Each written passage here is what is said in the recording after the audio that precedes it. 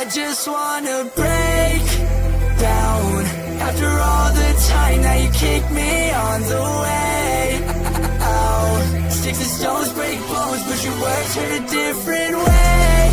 Somehow, now all I seek is silence from your mouth. My God, what a beautiful sound. My God, what a beautiful breakdown. After all the time that you kicked me on the way out. Sticks and stones break bones, but your words hurt a different way. Somehow, now all I seek is silence from your mouth. My God, what a beautiful sound. My God, what a beautiful like an instrument, you plug me to you.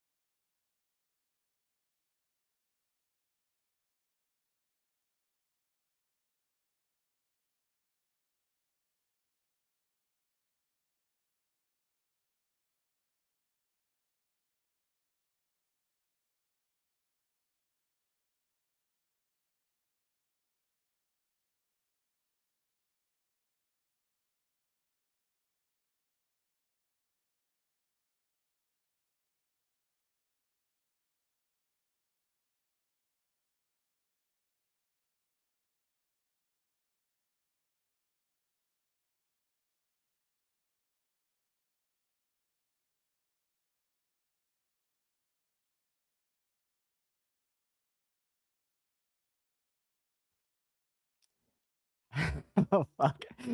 Hold on. Is it fixed now? Can somebody let me know? That's so fun. Can you guys hear my beautiful voice at this point in time?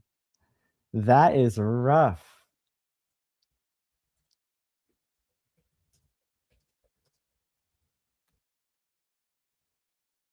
Oh, man.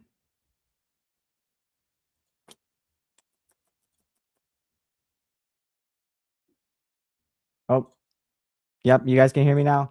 Fantastic. That is great. I don't know why that happened. Yep, we're gonna run it back real quick. Shit. Okay, well, welcome everybody to my next live stream. Uh that's so embarrassing. Moving right along. Yes, so as you can tell by the title, I'm gonna be doing a tier list ranking of all of the movies that I watched from Q1 of 2026. So that's gonna be January to March. I think I got all of them because I used. Let me just double check. Redo. I can hear you. Okay, making sure you guys can still hear me. Oh man, that's embarrassing. I should have checked the chat sooner. Note to self: check the chat before anything else. I'm glad Mandy called me on Discord because I would have kept it on going. But yeah, I think I got most of them because I used Letterbox to track them. But there were some that I forgot to do so for. So, you know, but we got a little over 70 movies that we're gonna do. And what I was saying before is that I'm gonna try really hard not to ramble on too much.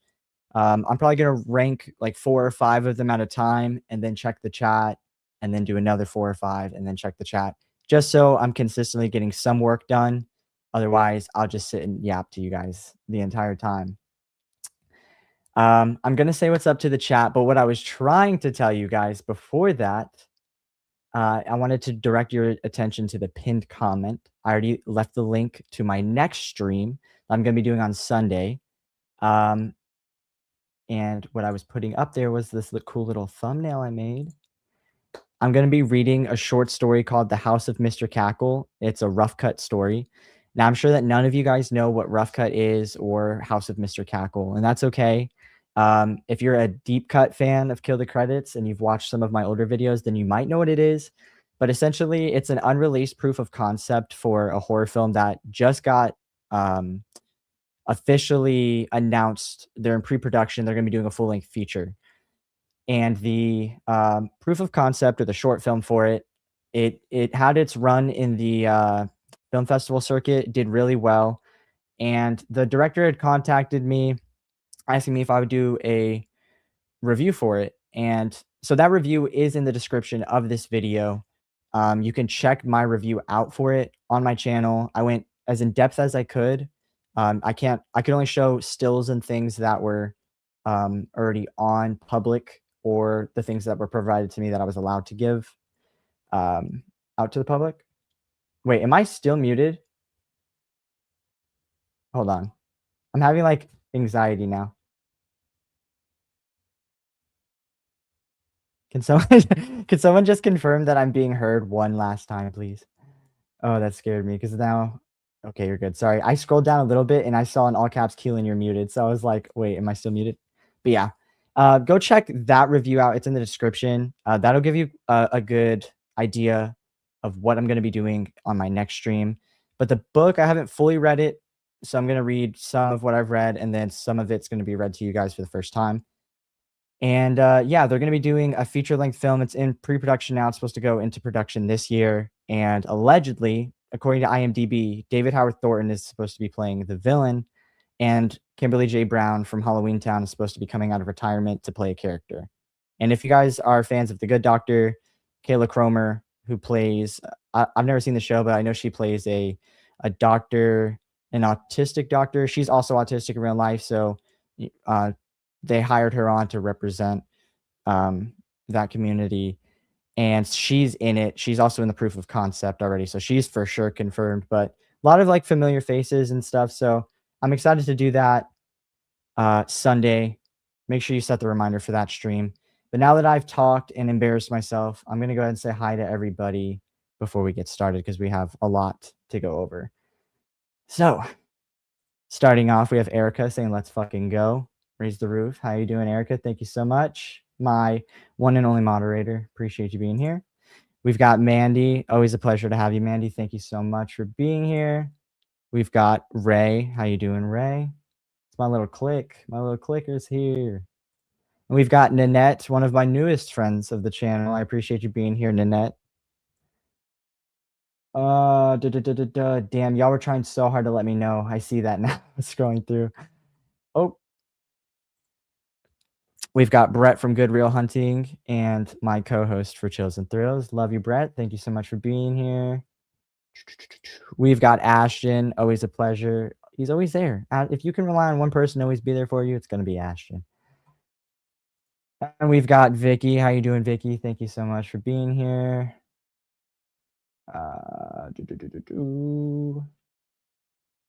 My lovely girlfriend. Hi, Olivia. I hope you're feeling okay. Rest up, and I'll see you later. Just yapping away. Yeah, I was doing a whole lot of that. That's crazy. You got to make mistakes before you can get better. So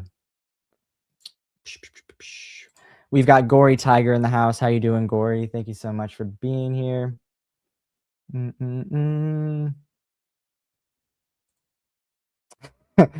Yeah, great start.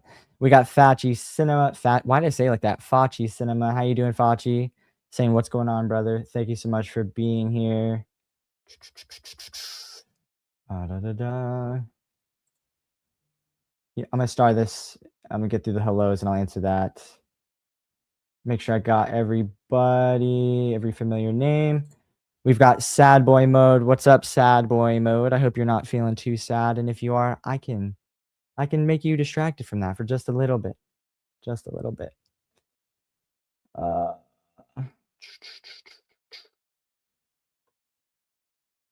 Yep, I figured as much. I already had it in my mind. All good, all good.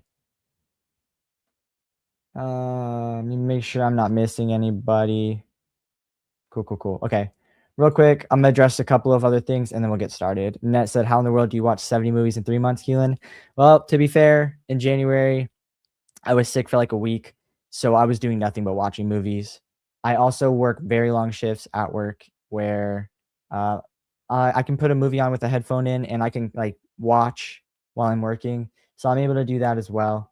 But that's how most of these were definitely watched in January, not as many in February, and then I watched the least in March. So um this is gonna happen. I was already thinking about this today, Erica, because I know you can't be the only one responsible for it. But yeah, I will I'll take care of that at some point. Let's see. Hey, nice shirt, Keelan. Thank you so much. You want to see the whole thing? Oh, Spirit Halloween got the best stuff. I swear. You are. You are. Yeah. Wow. I love Kimberly J. Brown. It's been so long since she was in anything. I definitely wanted to see that movie. Yeah. I'm hoping that that's still a thing. You know, this isn't insider information, but it was according to IMDb Pro, it's supposed to be Kimberly J. Brown and David Howard Thornton signing on. So could be something that people want to, get more information on and keep an eye on for sure. Plus, the director, I've talked to him quite a few times. His name's Mitchell Slan. Very nice guy. Very passionate about what he does. He's done a lot of really good short films that you guys might have seen and don't realize that it's his work. He's really good. So I will not be surprised if Rough Cut ends up being something really fun. We also got Erica saying, "Great job hitting that like button. We are right on track with the view count currently. Thank you, everyone." Yes, thank you guys. Appreciate that so much. Oh, damn, that is a sick shirt. Thank you. Let me just scroll up, make sure I didn't miss anything else. Oh, didn't mean to click that again. All right. Oh, I think I also said this when I was muted. I can't remember, but I don't know. I'm just gonna say it again because I can't remember if I said it pre-mutical or post-mutical. But there's obviously a lot of movies here. I want to be able to talk to you guys, but I also have to do work at the same time. So I'm gonna do 4 or 5 at a time, address the chat a little bit, 4 or 5 at a time, so that I can stay consistently busy. uh, but yeah.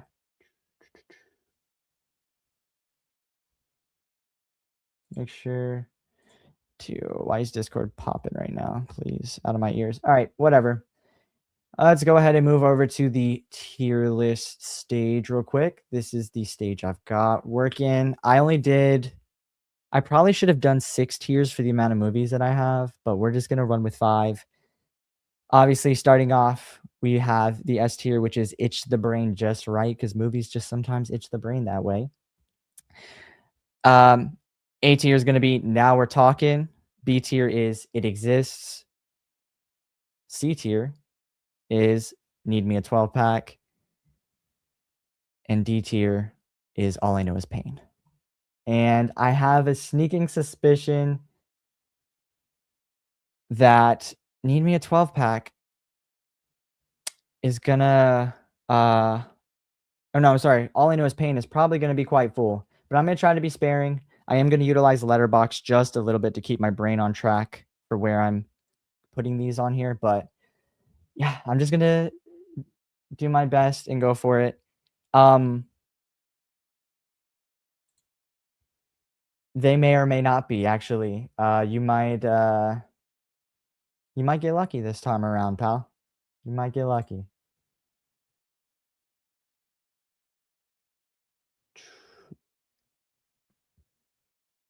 I'm gonna star this, Brett. I'm gonna star what you just said. And I'm also going to start what Sad Boy said. Okay, let's go ahead and get started. Does everything look good? You guys can see everything. I think good to go. I'm beautiful. My overlay is beautiful. Yeah. So we'll go ahead and get started. And the first one we have is Knock at the Cabin. I watched this one with Brett live on Chills and Thrills. And I also, just so you guys know, I did not do like a list ahead of time or anything like that. I strictly just I'm going off the top of the dome at this point. I'm gonna go ahead and put it in now we're talking. I'm not gonna put in Itch the Brain just right. Because there's definitely movies better than this. But I remember watching this one with Brett a couple months back. Right? A couple months back. It was literally last month. My brain is fried. And I was surprised at how much I enjoyed this movie the second time around, and was surprised at how little people praise or talk about it. So it was a good time. It was really emotional. It was really bleak, and there was a lot of really good performances. So one of M. Night Shyamalan's like most recent films that are actually good. And yeah, I feel pretty good putting it in Now We're Talking. Because it was just a good time. It was a good time. Next, I have Apartment 7A, which is the prequel to Rosemary's Baby that came out a couple of years. Finally watched it for the first time. And I'll put it in It Exists. I didn't hate it. I really appreciate Julia Garner. I think that's her name. She's been in a lot of stuff that I've watched recently. And, you know, she's just like, she's making waves. She was in Weapons, Fantastic Four. She's in one of my favorite movies of all time, The Perks of Being a Wallflower. And I didn't realize that she was the main girl in this movie. For some reason, I thought it was Catherine Newton. I'm so bad with names. Thought it was her. Started the movie, realized very quickly it was not. But it was serviceable. I don't really see why there was a point to making a prequel for Rosemary's Baby. I think Rosemary's Baby is perfectly fine on its own. You didn't really need to do it, but it was fine. I wasn't overly excited. I wasn't like overly happy with it at the end. I was just like, okay, that was decent. I wasn't upset that I spent my time watching it. It's just kind of there. So yeah, gonna put it in It Exists because it does. It does exist. Next on the list, I have Behind the Mask: The Rise of Leslie Vernon. I will go ahead and address Brett's comment because he did reference this movie a second ago. But I am going to put this movie in. I should have done 6 tiers because I would probably put it somewhere between these two. I'm going to put it in Now We're Talking. Objectively, is it like a great movie? Not really. But it was different. It was fun. It's definitely unique in the way that it's filmed, the meta approach that it has. And it was weird enough where it was like fun. I'd never seen it before until I watched it in January, and I was not expecting that. I knew it was gonna be some sort of like meta slasher commentary, but I didn't realize it was gonna be what it was. And yeah, maybe I was in the right mood for it, but it was definitely a lot of fun. And you know, Brett had asked earlier, let me go ahead and pull this up real quick. He said Behind the Mask, see announcement about sequel for 2027. I did. I saw that they dropped like a teaser or something talking about it today.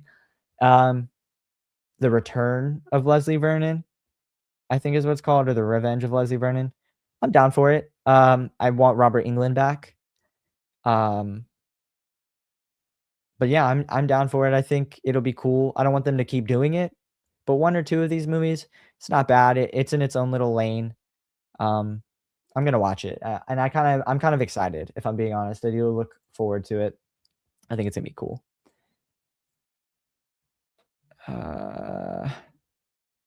Next up, we have Bone Tomahawk, which I done goofed. Hold on. I done goofed because now I gotta scroll up and find Brett's chat and hide it real quick because I unstarted. Okay. I'm gonna put Bone Tomahawk and Itch the Brain just right. This is one that's been on my list for a while. I saw a video of Cody Leach talking about it, and I was like, that sounds really interesting. I love Kurt Russell. I'm not huge on Westerns, but this is like a Western with a lot of like horror elements involved. And it was during that time that I was sick. I watched it and it was really good. I was really blown away. It's got a bunch of really familiar faces with the names that I can't remember right now. So I'm not even going to try, but I know Kurt Russell is in there and pretty graphic moments. There's some like sad moments, especially towards the end, but overall, a lot of action. We got Sid Haig and David Arquette in there too, so that was fun to see them. And I just like the whole dynamic between like, you know, the cowboys versus the Indians, but the Indians are like pure fucking savages and the practical gore effects look really good. Definitely my type of movie. Like I could see myself watching that movie every 4 or 5 months and being completely happy with it because it just had so much going for it. So kind of mad that it took me this long to check it out, but definitely a movie I'm not going to forget. And it's going to be one that's in a rotation for me fairly often. So I'll do one more and then I'll get to the chat, see what you guys are talking about, what you guys have to say so far. But the next one we have here is going to be Cabin Fever, the original. We just, Brett and I just recently watched this one on Chosen Thrills as well. I'm tempted to put it in Now We're Talking because of the ending. Completely forgot that was the ending. That threw me off. Hilarious. I'm gonna put it in It Exists just because I do like the movie. I don't think it's Eli Roth's best work. In fact, it's his first. I'm pretty sure it's his debut film, and you can just tell if you watch some of his other movies, you can see the improvements. Especially if you watch Thanksgiving, that it's clear he's improved since Cabin Fever. It's fun. It serves its purpose. There's a lot of gross moments. Definitely causes paranoia, stirs up the anxiety when it comes to viruses and outbreaks and things like that. But then there's just like some comedic moments that really don't fit, but the ending broke me. It was fucking hilarious. Because it just was so off the wall and out of pocket. But I don't feel right putting it on par with Knock at the Cabin or Behind the Mask. I feel just about the same about Cabin Fever as I do about Apartment 7A. So I feel good leaving it in It Exists. And so far, so good. You know, we haven't gone past a B tier. So not too bad to start off with. These are in a randomized order, by the way. I did not like order them this way. So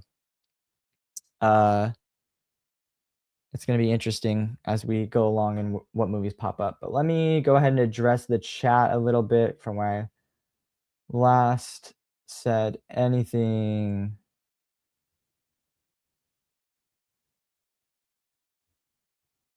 Let's see.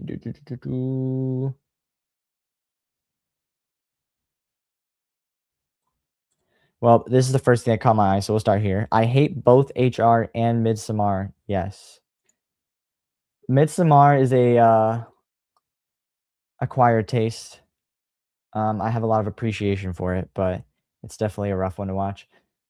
I just don't want to touch the Hellraiser topic as much as possible. It's gonna get touched a lot in this video, so I'll just save that for later. Let's see. Yeah, see, Erica Breaking My Heart, love Midsommar. Taught me that everyone needs a pusher. All right, bro. That is crazy work. We got Sad Boy Mode saying, I'm excited to see Hunting Matthew Nichols tomorrow. I really like the true crime documentary. I'm excited for it. You know, this was really on my anticipated, or not my anticipated list for like 2026, but I saw this and it looked interesting. But I can't get a viewing anywhere near my house at a convenient time. So watch it enough for the both of us. Sad Boy Mode. Nanette, I don't like that movie, Keelan. Can you let me know what movie you're referring to? I'm not really sure. Nanette also said, I haven't seen the prequel to Rosemary's Baby. It's serviceable. It's on Paramount Plus. If you got some free time, throw it on. It's not a bad movie. It's just kind of pointless. It shouldn't really exist, but it's just there. Oh, we got Auntie Destiny in the house. How you doing, Auntie? Hope all is well.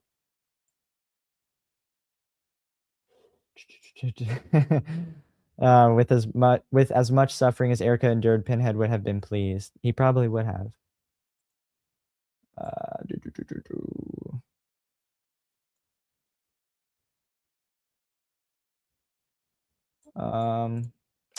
Nanette also said, I don't know why I haven't watched The Rise of Leslie Vernon, but I will eventually. You know, it took me a while. I heard about it a couple years ago. I've owned it for like 2 years, and I just recently watched it. Again, it's a pretty good time. It's unique, and I think it fits in a vein of its own. So, for that alone, it kept me entertained. I see a lot of Pinhead shit talking in the chat. That's great. Brett said, to see Leslie Vernon talk about the current horror with elevated horror will be hilarious. Very true. You know what does make me a little bit sad, Brett? I don't remember the actor's name. I just know him as Herschel from The Walking Dead. His character obviously is not going to be present because that actor passed away. But they might reference his character in the movie about him passing away. Or maybe he passed. Did his character die off in the first film? Truly, I don't remember. But if not,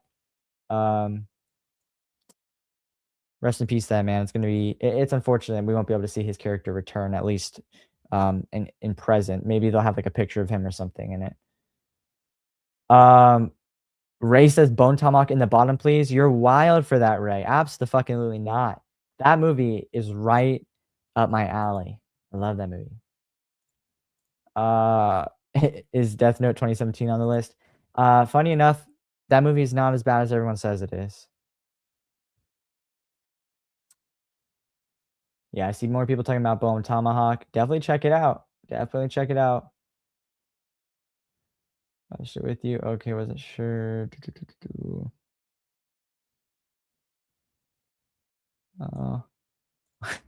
Pancakes, pancakes. Yeah, that shit was wild. I have no idea what was going on there, man. No idea. Yeah, I think we talked about that on stream. And then Ray saying Cabin Fever is legit one of my favorite movies ever. It's fun. It's fun. I think I prefer the second one a little bit better. I know, according to Auntie Destiny, that is a little controversial, but I don't know. There's something about it. I haven't seen it in a long time though, and I plan on watching it soon, so that might change. I might watch it again as like an adult and be like, why the fuck did my teenage brain ever like this? So we'll see.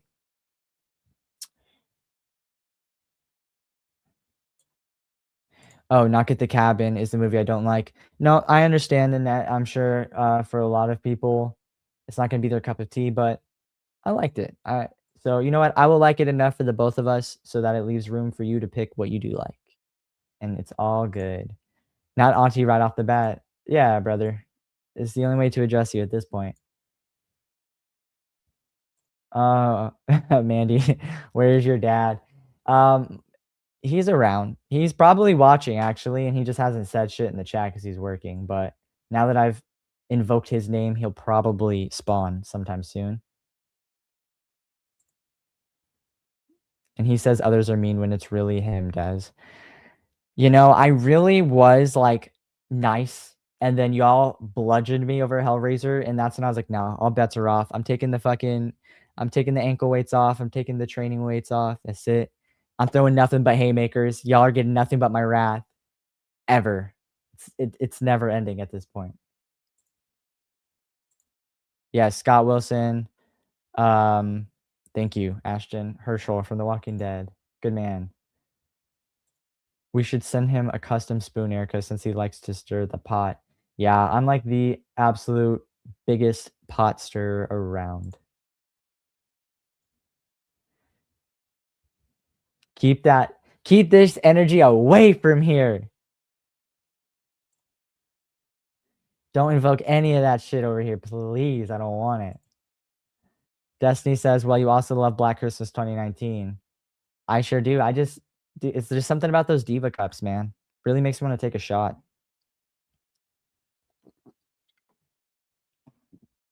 Let's see. I'm trying to get to the bottom here. I will forever judge Keelan for that. I hate Black Christmas 2018. It's so funny that like Destiny's actually in real time gaslighting people into thinking I like that movie, and I've quite literally never seen the fucking movie before.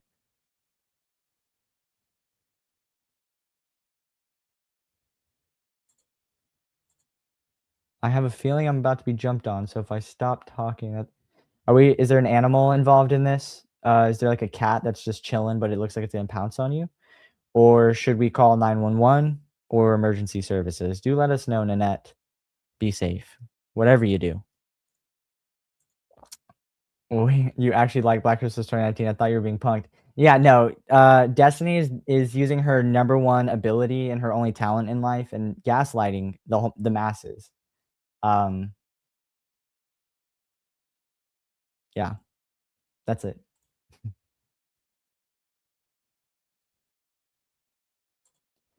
Big words, Keelan, about the stirring because you need to meet Chad Sumner. He is the king of shit stirring. So I've already met Chat. What the fuck? I've already met Chad, but him and I are gonna be doing something together soon. He's also gonna be on my Friday the 13th marathon stream. I already talked to him about it, and he picked his movie, so that'll be there. But I think I might be the king shit stir, to be honest. Keelan's channel is still pure, LO. We don't want that mess around. Yes, please. Sprinkle the holy water. Burn the what the fuck is that? Why did I want to say essence? That's not, what is that shit called? I'm blanking. Incense? Not that either. It smells awful. Sage. Burn the sage. Sprinkle the holy water. Keep that bad juju away from me, please. Keelan, your secret is safe with us. Does the secret involve closets or no? Just asking. I'll sage in here. Yeah, see, thank you. I should have just read the chat a little sooner. Only talent. I've heard I'm quite talented. We don't want to know about Braden's compliments or anything, Destiny. Please, we just said that this was a pure chat. Keep that shit out of here. Come on now. Yes, my dog Jack is looking at me and wagging his tail, and he keeps getting closer to me. Yeah, okay, so I figured it had something to do with an animal. At least it's that. Shout out to Jack for just trying to have a good time. So, Sage moron. Indeed. Burn the essence, guys. Exactly. Oh, I need to drink water. Higher than Hitmonlee. Is this a Pokemon reference?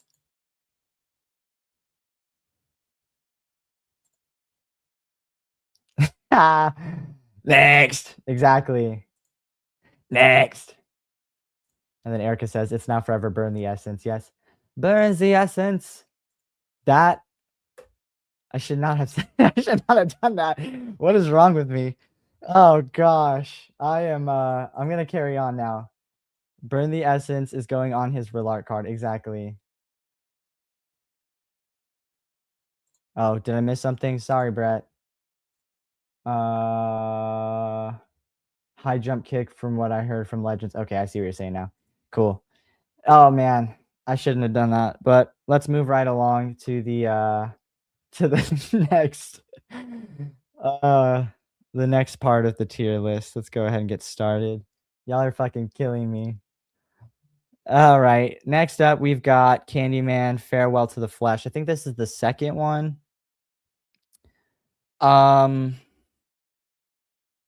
No, Farewell to the Flesh. Fuck, I can't remember if this is the second or the I think this is the second one.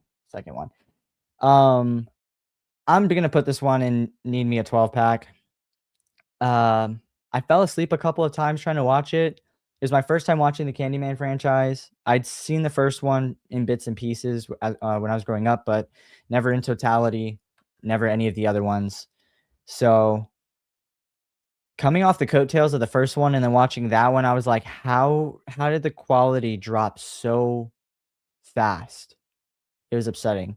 Not the worst movie on this list by far, but I fell asleep a couple of times. I really had to like push myself to get through it. I don't even really remember shit about it, except that like I think she's a descendant of Candyman. I forgot his name. I think it's Daniel Robitain or something like that or something. I don't fucking know. Yeah, I don't really foresee myself ever watching that one again, but again, give me a 12 pack.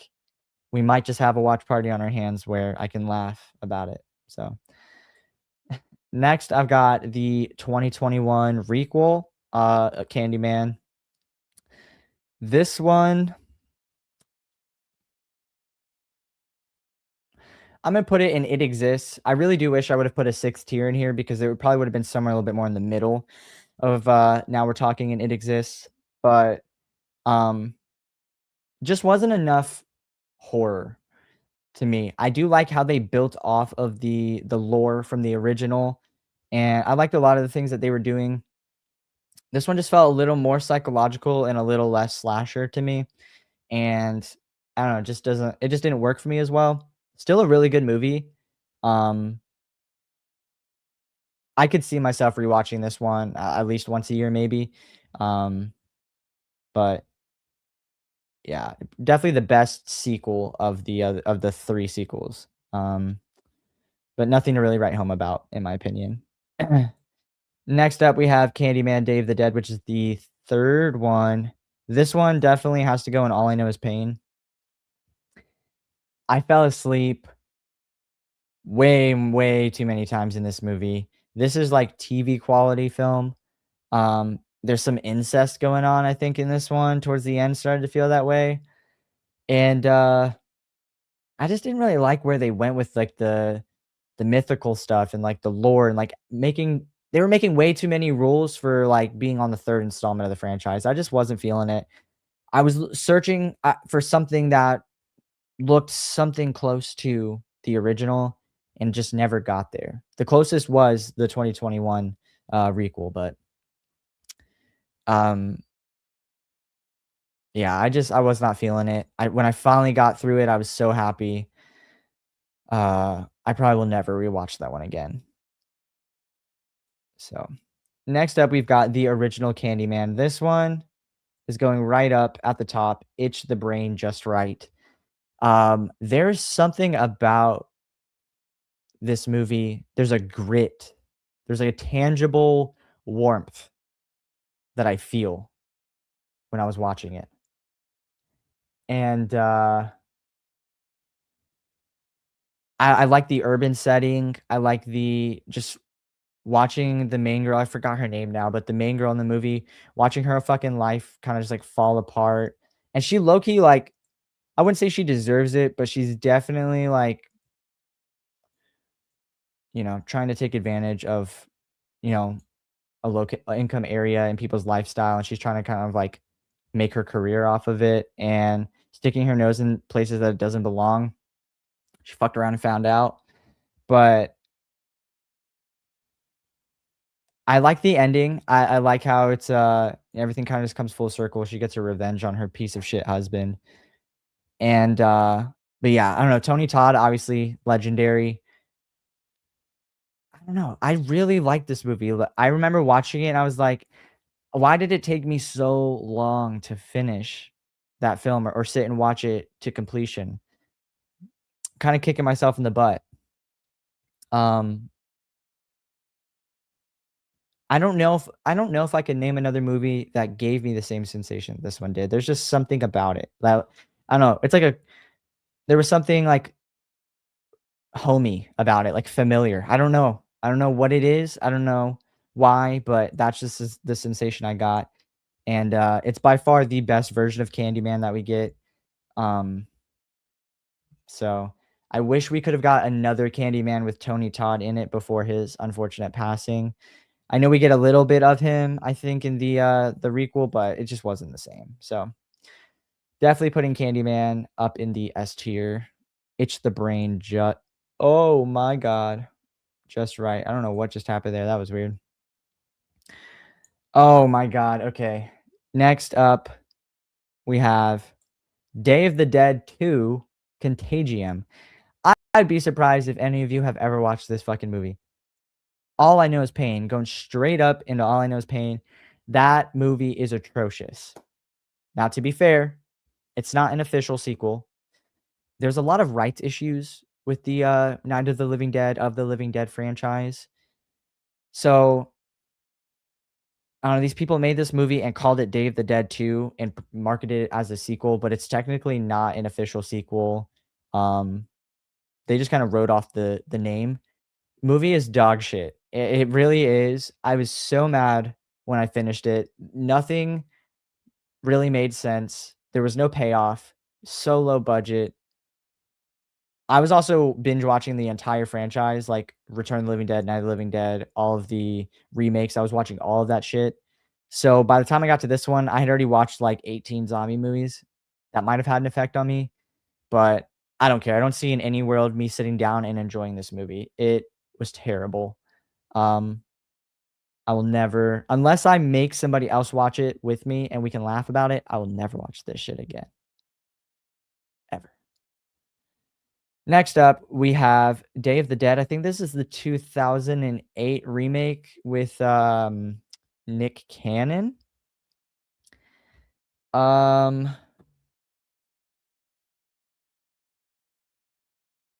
Surprisingly, I'm gonna put it in It Exists. It's not great.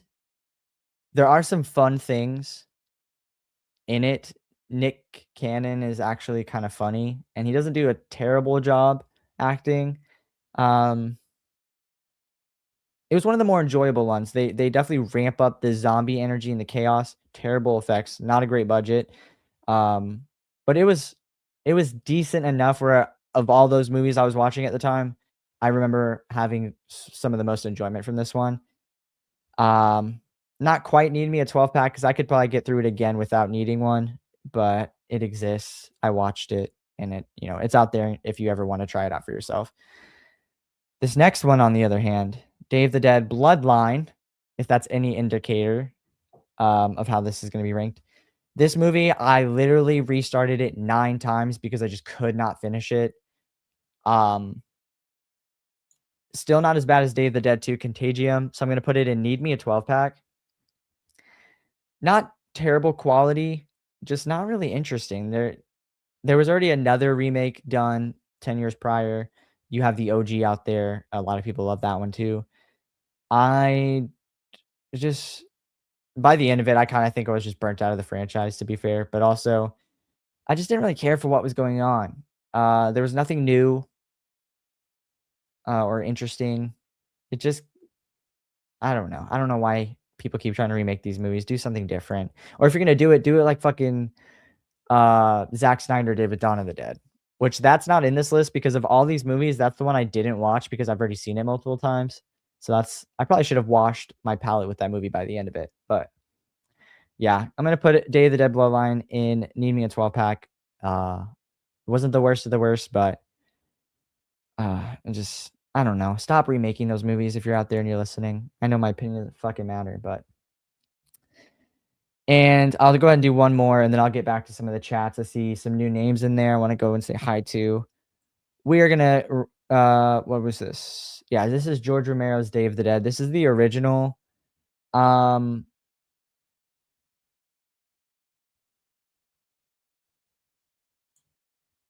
exists. I don't know if that's controversial.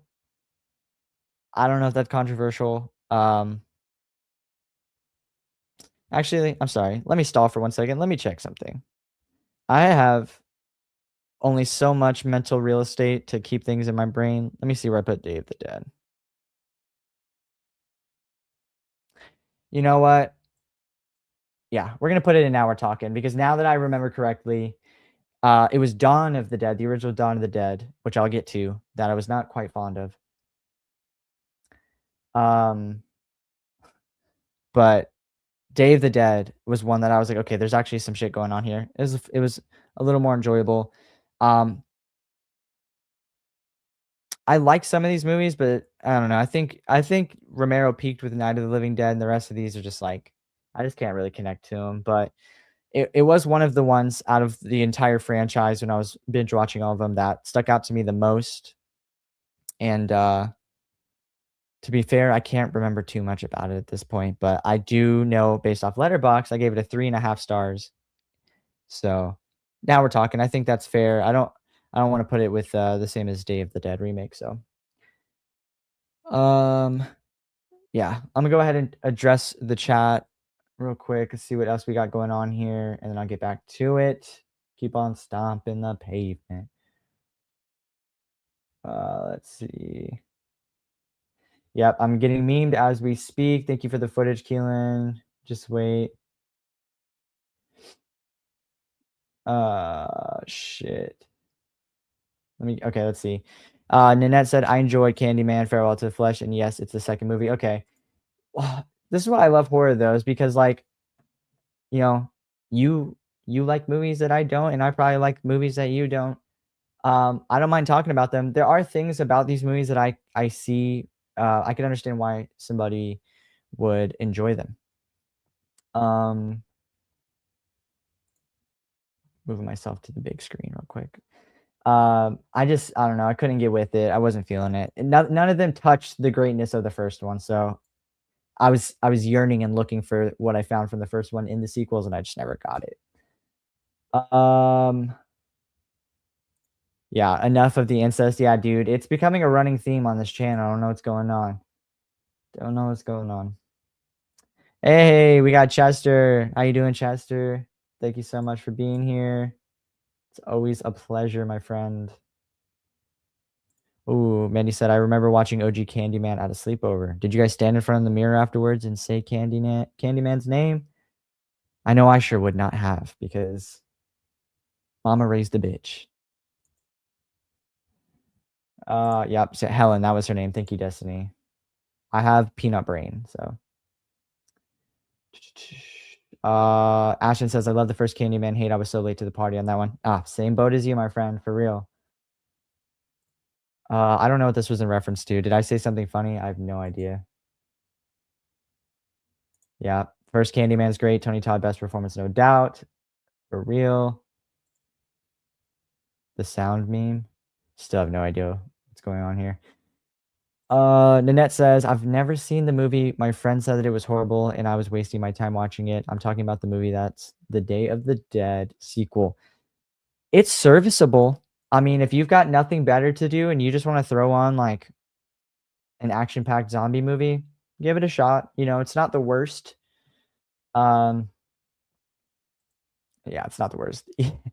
Look at all those pinheads. Look at all those pinheads. Yeah, we're gonna get there. We're gonna get there.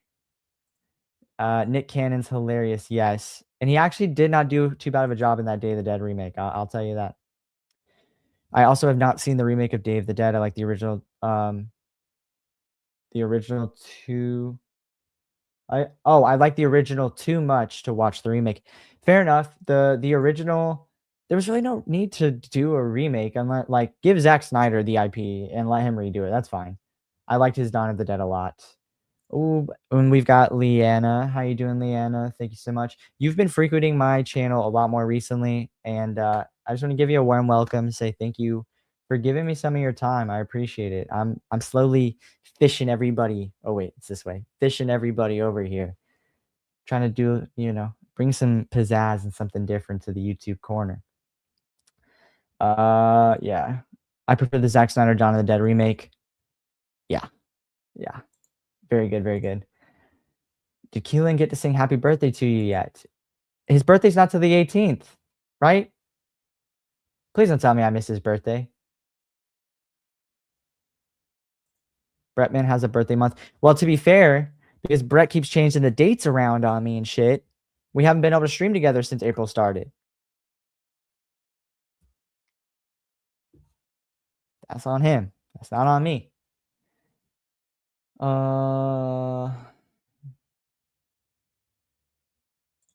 It's in their contracts that they can't sing when I'm around. Better check the fine print, pal. Let's see. Oh, I got another new name. Jamie. How you doing? I hope all is well. Hope all is well. Oh, so many people are starting to frequent my channel more. I love it so much. I appreciate you guys, really. Yeah, I'm with you, Keelan. I do not like Dawn of the Dead. Yeah, we'll get to that. I'll talk a little bit more about it, but not really my jam, brother. Yeah, okay, April 18th. I was gonna say it's the same number date as my girlfriend's birthday, but just April. So come on. Keelan needs to catch up on all movies. Dude, yes. Okay, this is part of like why I've watched so many is because I've been trying to catch up. Okay, I'm knocking down franchises, albeit they're not great ones, but I'm trying to knock out some of the ones I haven't seen. And you know, I'm a completionist, so even though I know they're gonna be shit, I still commit my time to it. At least you know you can get consistency from me. Okay. Yes, thanks everyone. Next week, birthday bash celebration. Yes. If you guys are in the Goodwill Hunting Discord chat, as soon as Brett puts the live on the channel where you can set your reminder, I'm also gonna attach an event to Discord so you guys can also keep track of it on there. I look forward to that. I think it's gonna be a lot of fun, and I'm here to take the trophy this time. Okay. Last time I was nervous. Last time I was scared. Last time I ain't doing that this time. I'm here for all the cookies. We got Erica saying, did everyone hit that like button? If not, you better go do it or else. I just jacked a ghost off. I don't know if you guys saw that, but that just happened. Thank you so much, Erica. I appreciate you highlighting that. It's important. It's important. I know, my bad, Keelan. It's all good. I'm just pulling your chain. Sunday, I should have the link ready. Trivia stream Thursday, April 16th. Yes, birthday bash stream. I have so far. I have like 7 streams upcoming over the next week. I'll talk a little bit about that towards the end of the stream. I hope you guys will stick around long enough for me to get through it. Let's see. Jamie said, yeah, but Keelan, you're up against me and like Monica and Friends. I win. Oh, fuck. Okay. Yeah, I'm taking L. It's not fair. No, just kidding. But yeah, you're probably right. I'm talking my shit now, but there wasn't really tough. I lost last time too. I got second place though. Yeah. You know what? I will settle for second as long as Jamie's the one to beat me. I'll take it. Got to chase that down with some water. That's how you offset it. You got a 1-to-1 ratio. You know what I mean?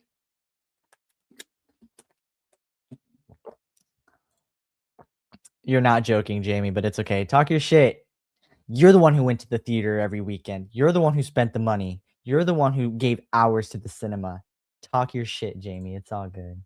It's all good. All right.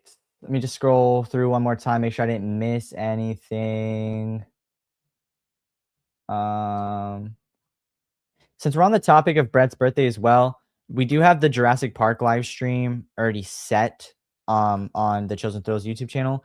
Make sure you guys set your notifications for that because that's really like Brett's Chosen Thrills birthday stream. That was his birthday pick, Jurassic Park.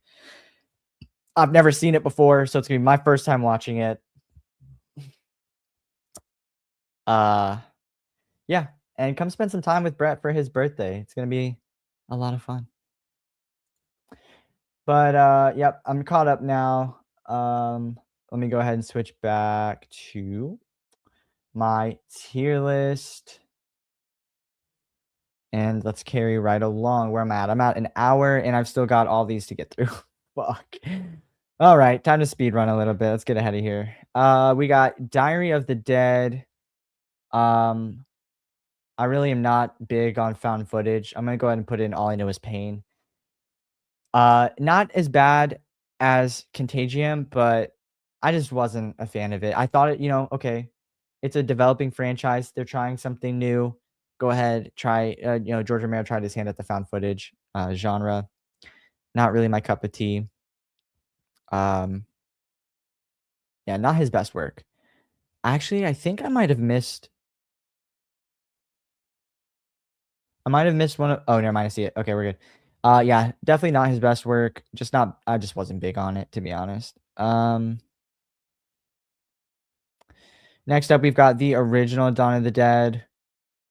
I'm also this might be controversial. People really I don't know. Actually, I don't give a fuck. This is my shit. Imma say what I wanna say. I don't care. If you don't like it, you can lick my foot. But, yeah, the original Dawn of the Dead is not, just not my cup of tea. Really cool seeing Ken Foree so young. I actually didn't even realize that that was him. Um, I just feel like it was a little too long. Um, I don't know. What was I just like Night of the Living Dead better. It just does something for me way more than the rest of these movies do. And to be fair, it was my first time watching it after I'd already seen the remake. Slow zombies are kinda just they're kinda ruined for me unless it's The Walking Dead because I love that show, but, yeah, sadly, I'm gonna have to put that one in All I Know Is Pain. I know a lot of people love that film, but, uh, that's just the way the cookie crumbles, as they say. Next up, we've got Evil Dead 2013. This is one that we recently watched on Chills and Thrills, and we had Auntie Destiny on stream with us. It was a good time, it was a good time, but, this one definitely is going in Itch the Brain Just Right. This was my introduction into the Evil Dead franchise. Um, gory is all hell. A lot of really creepy moments, great practical effects, um, a fun switch up towards the end, really diverts your expectations, pulls the rug under you, doesn't really follow the blueprint to a T, does its own thing, and, great performances. Just all around a really good movie. I always point to Evil Dead 2013 when I'm looking for a film that I wanna shock somebody, but I don't I don't want I could play, like, a Cannibal Holocaust or some snuff shit, but I don't wanna do that, but I'm talking, like, a movie that is, like, acceptable to the masses, but it's got a lot of creepy moments that will, like, freak a person out.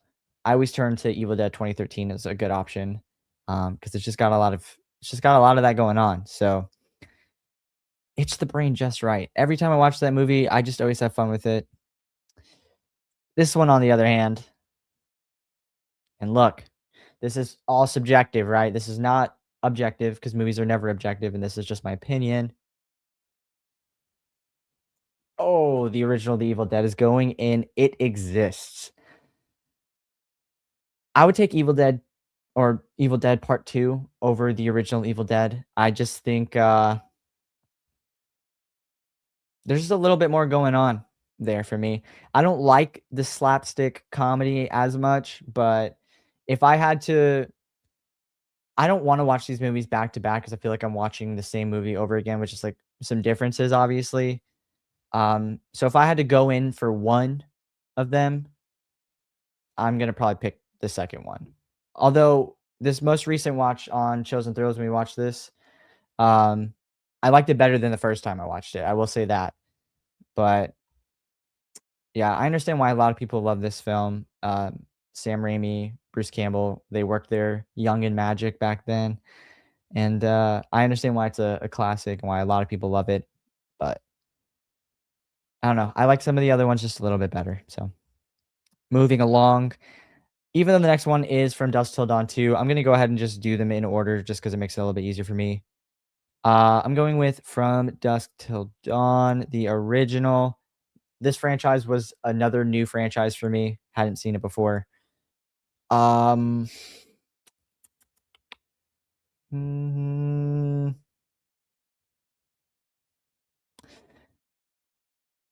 I'm gonna put it in Itch the Brain just right. Um, is it as good as some of the other ones in front of this? No, I wouldn't say that, but I definitely think it's better than Knock at the Cabin, Behind the Mask, and Day of the Dead. So I'm gonna go ahead and put it in Itch the Brain just right. I l I like the on the run vibe, George Clooney, Quentin Tarantino, they're doing their thing. Got Salma Hayek doing what she does in the movie. Um, yeah, it's just fun. Like I don't know how else to describe it. It was just a fun time. I enjoyed it throughout the entire viewing experience.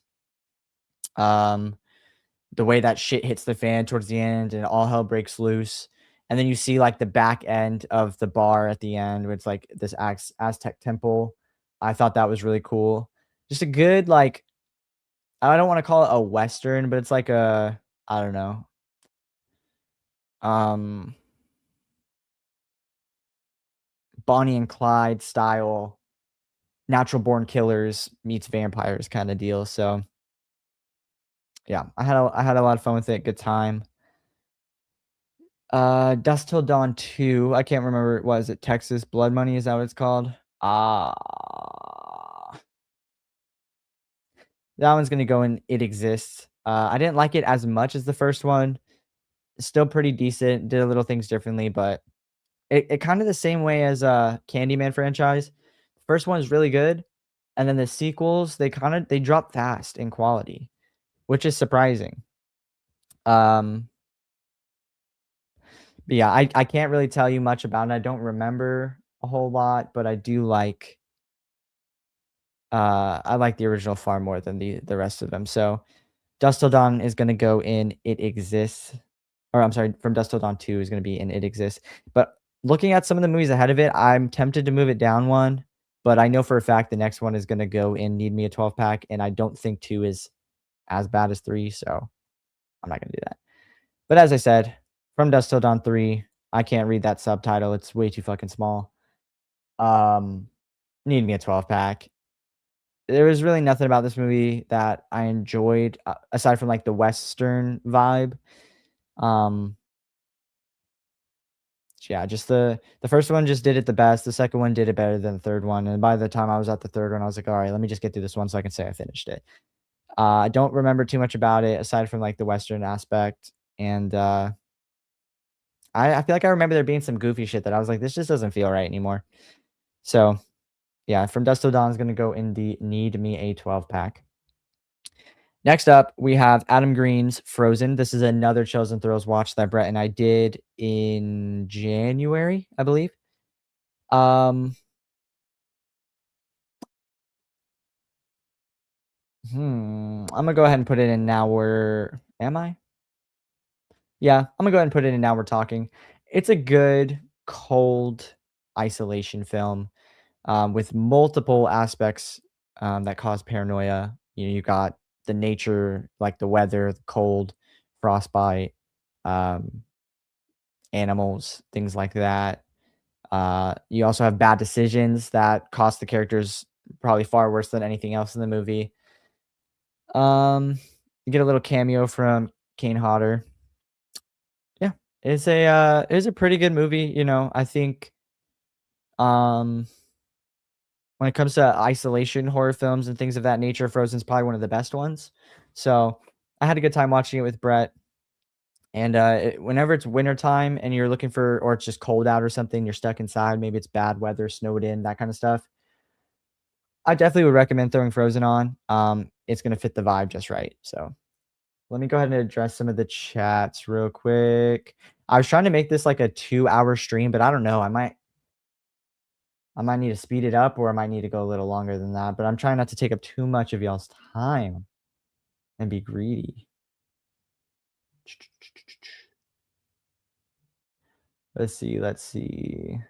Yeah, yep. Yep. And Keelan has never seen Jurassic Park. Yep. Yep. Sue me. I don't care. I'm in utter disbelief. I've seen it more times than even my favorite movie. Yeah. Well, to be fair, I've seen like pieces of it throughout my childhood, but I've never sat down and been like, let's watch Jurassic Park. Just, yeah, just not the life I lived, guys. It's just not the life I lived. Uh, sorry if that was loud. We know, Jamie. We know. Oh, we got Zambacho, Cole. How you doing, Cole? This is my new best friend, guys. He likes Red State. That's my type of guy. Uh, do, do, do, do, do. Yep, yep. I see you guys talking about Jurassic Park a little bit. We got Nanette saying, "I'm with you, Keelan. I don't like found footage." Yeah, that there's only a few that I really enjoy. The rest I could really do without. Ashton saying, "I love Evil Dead 2013." Who doesn't?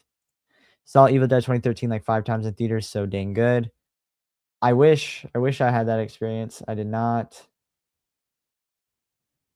Still more evil or Jurassic Park talk. Nanette says the Evil Dead 2013 is a great movie. Couldn't agree more.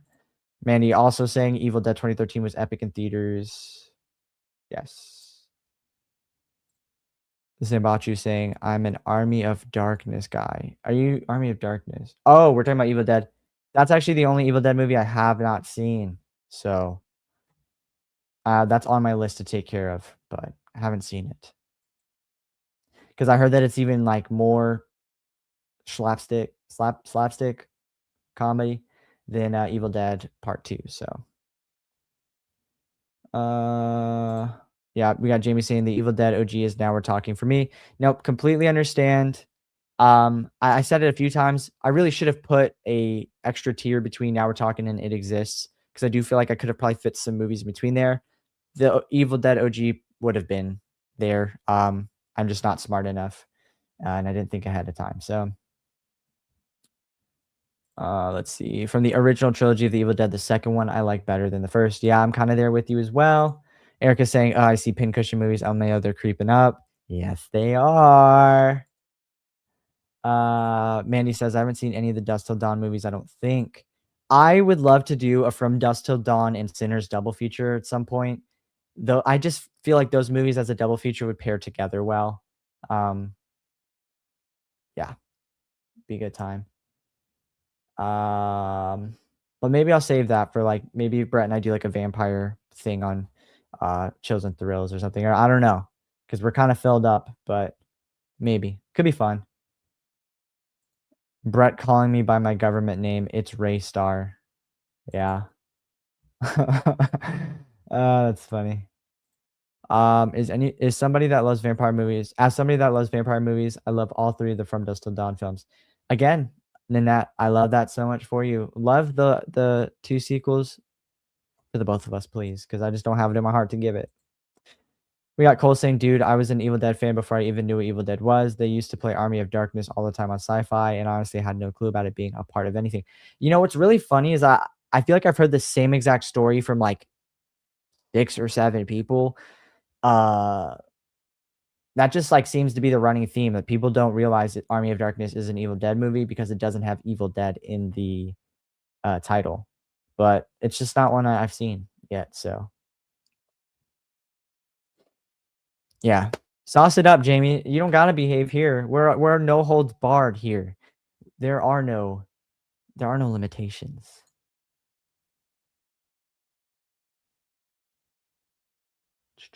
Never bothered with the sequels. They just gave me weird vibes. I'm assuming you're talking about From Dusk Till Dawn. Yeah, not great, not great. Ooh, Nanette saying I haven't seen Frozen. Nanette, if you ever have some free time and you want to watch it, you should go onto the Chills and Thrills YouTube channel, and you should watch it with us on the watch party. I know you can't like watch it with us live, but if you just want like a companion piece, you can watch along with us when Brett and I did on Chills and Thrills. That way you don't feel like you got to check it out by yourself. But maybe your dog could watch it with you, or you know, you got a friend, whatever. But either way, it's on there for your disposal if you'd like to watch along with us. It's worth it. Brett, did you get to meet Bill Moseley while getting scarred? And that's a personal conversation. I'm gonna skip through that. Jamie's saying Frozen was surprisingly good. I went in blind. Yeah, pretty solid movie. Not the dino arms. Yeah, I'm just here. I'm trying to clip farm a little bit. I'm very upset with Jack. He is crying for coke. Well, you tell him that he needs to go to AA and rehab because he's just got to chill out. He's got to kick the habit. Okay, it's unacceptable. Me and Keelan are about to start a new channel called Thrills and Chills. Yeah. Brett doesn't get his shit together. Watch party for Army of Darkness, please. Yeah, I'm sure Brett and I could probably work that into something for 2027. But that's the thing, like we're gonna have to wait so long, so like might have to just take it upon myself at some point. Um, oh yeah, way more. Oh, we got Austin Almond 1994 saying, "Oh my God, it's Erica." Austin, I think this is your first time at my channel, so welcome in. Welcome to Kill the Credits. I'm Keelan, your host.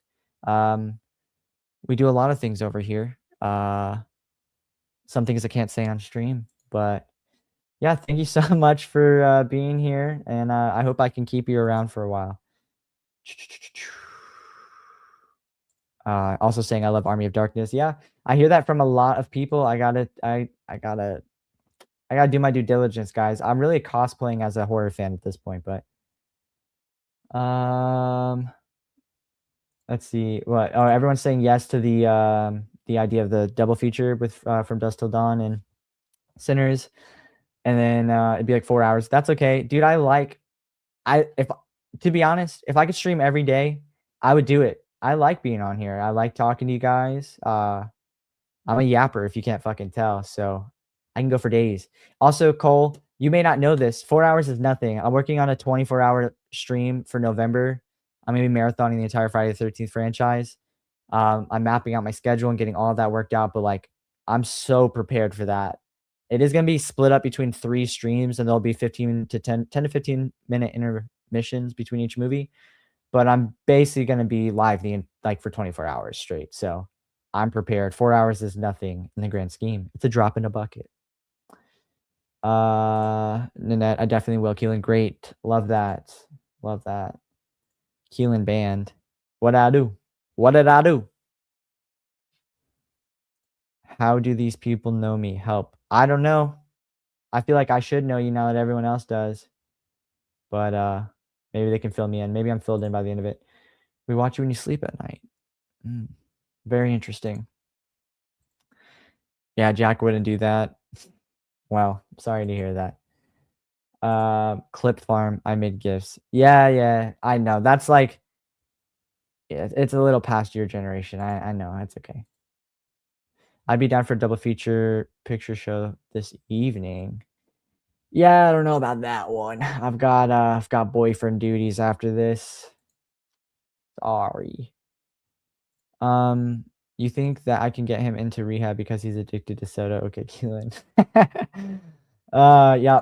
Yep. You're so much better than me, Nanette. I'm sorry. Pure soul over there.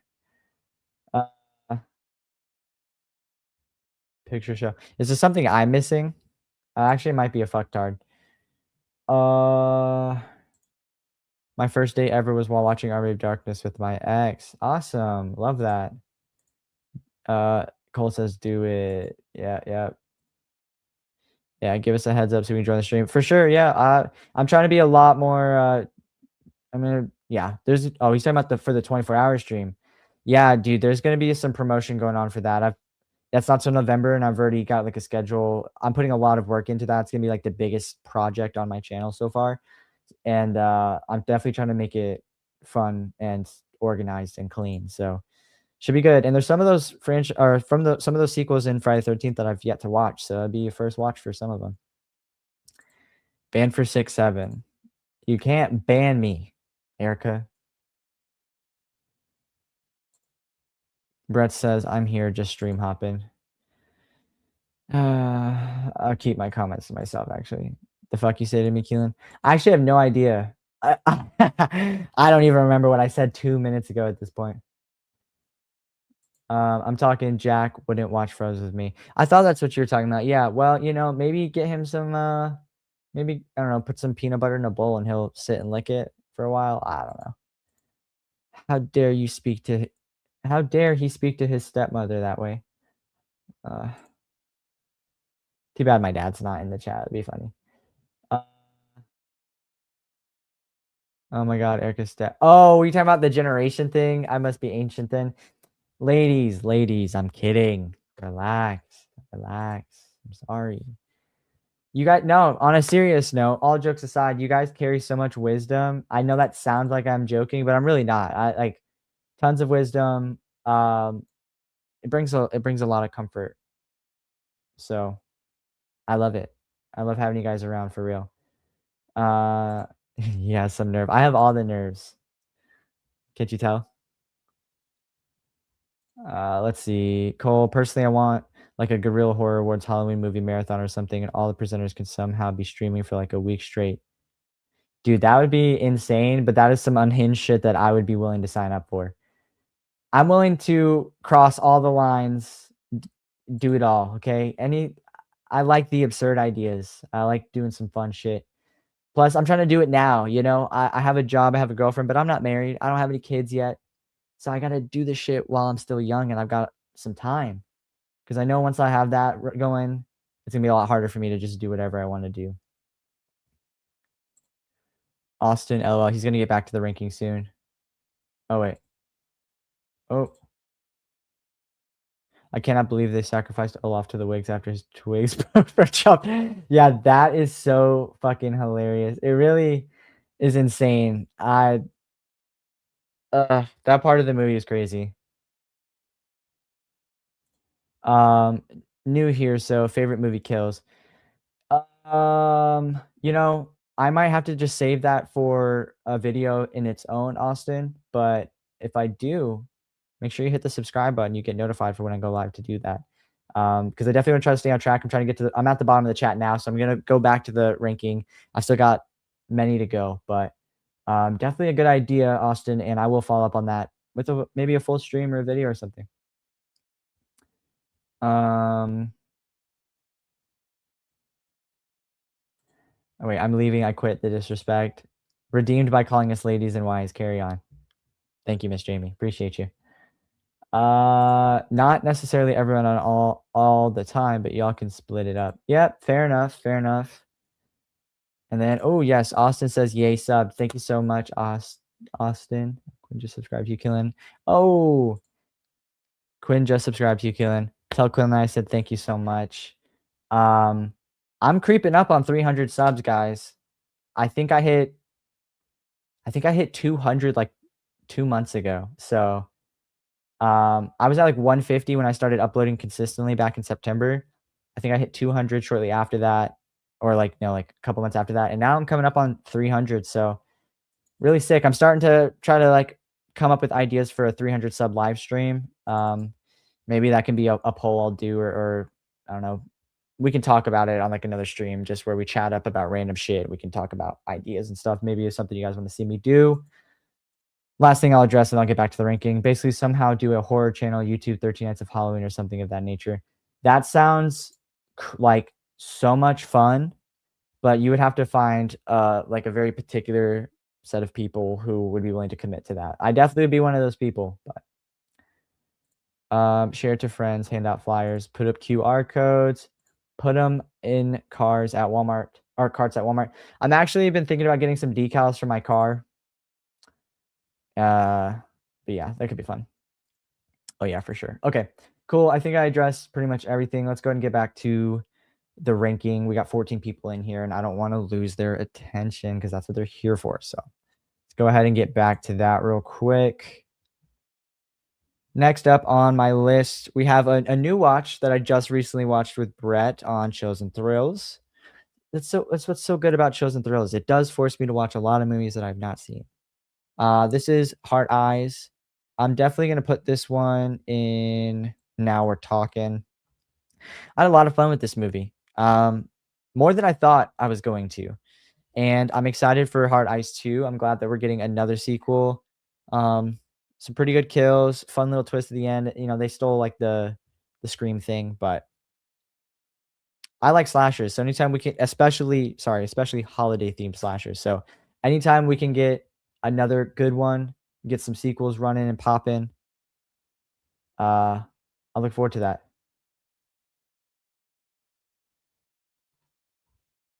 Yeah.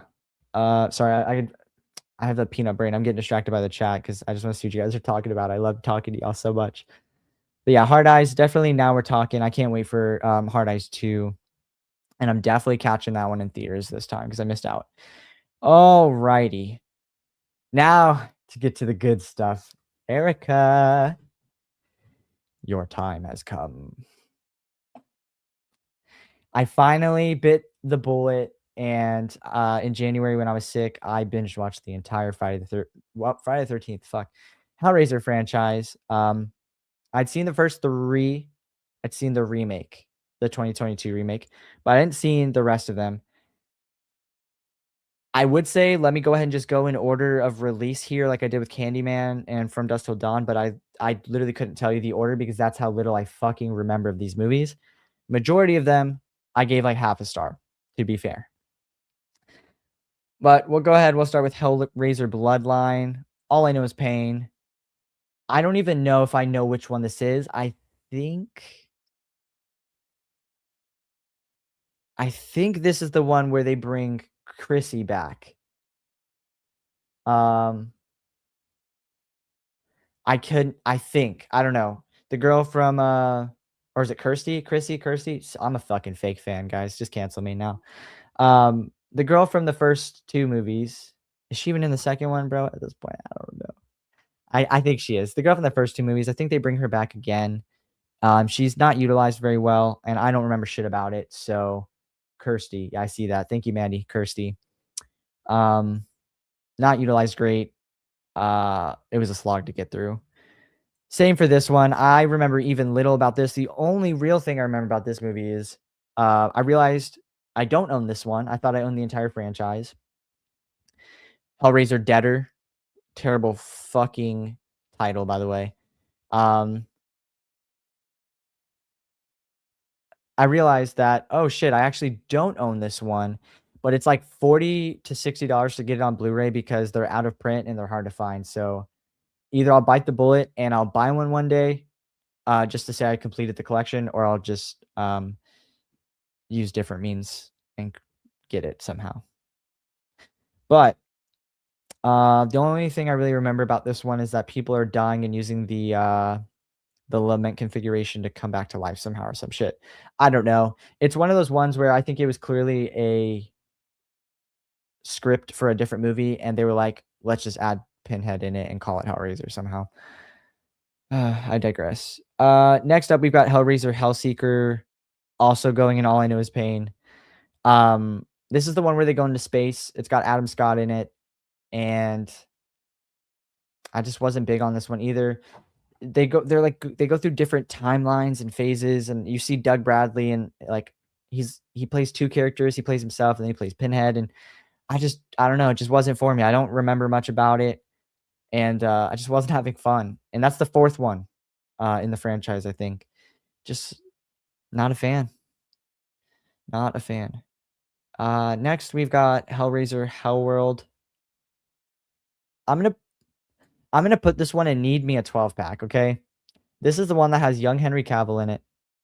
That's the only reason I remember. And this one is like, oh, they're using computers in Hellraiser in like the digital chainmail online forum version, right? Pinhead kind of plays as like a slasher more in this one than any of the other ones. So like if I had a 12-pack, I could sit through this one again, probably. Again, not great. Another one of those that feels like they forced Pinhead into the script just to say it was a Hellraiser film.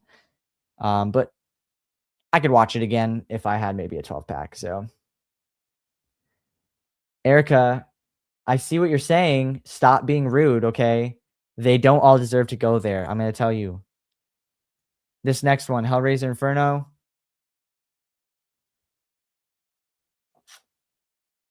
I so wish I added a 6th tier between Now We're Talking and It Exists.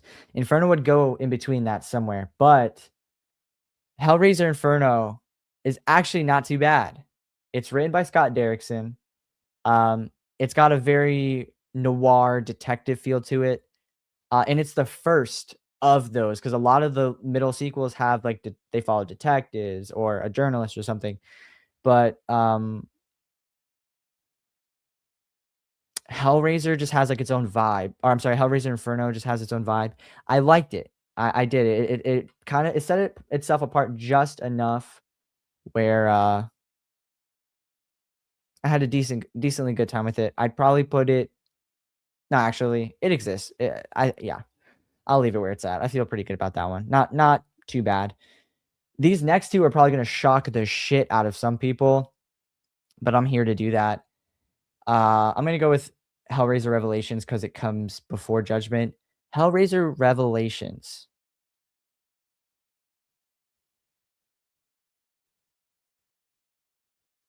Okay. Need to be a 12 pack. It's better than most of the sequels with Doug Bradley in it because I feel like it tried its hardest to go back to the vibe of the original, and like we're getting back to some sadistic, over sexual, nasty people, and like what's happening is fucked up. There is some incest in this one, I think. That's again, incest is a running theme over here for some reason. I don't know why it keeps happening, but that's icky. Um, but I don't know. It was after all those sequels of them kind of like rinse and repeat. This one does something different. It goes back to trying to um feel more like the original, and for that reason alone, I think I gave it a half a star more than the rest of them. That being said, it's still low budget. It's not great. Pinhead looks fucking terrible. Um, but I still liked it than most of the other ones. And then the same's gonna go for Hellraiser Judgment. I'm also gonna put that Need Me a 12 pack. Does something much different than the rest of the sequels. You get to see a little bit more into the Cenobites world, and they just try something different with it. Does it work all the time? Not really. But I liked it enough. Still low budget. Pinhead still doesn't look great. Different actor. I really hate what they did at the very end. They like, I don't know, Pinhead's like cast down back to Earth as a human or some shit. I was like, what the fuck? What is this? But they do some cool things with like heaven and purgatory and all that stuff. And there's kind of like a bit of a Saw twist vibe going on.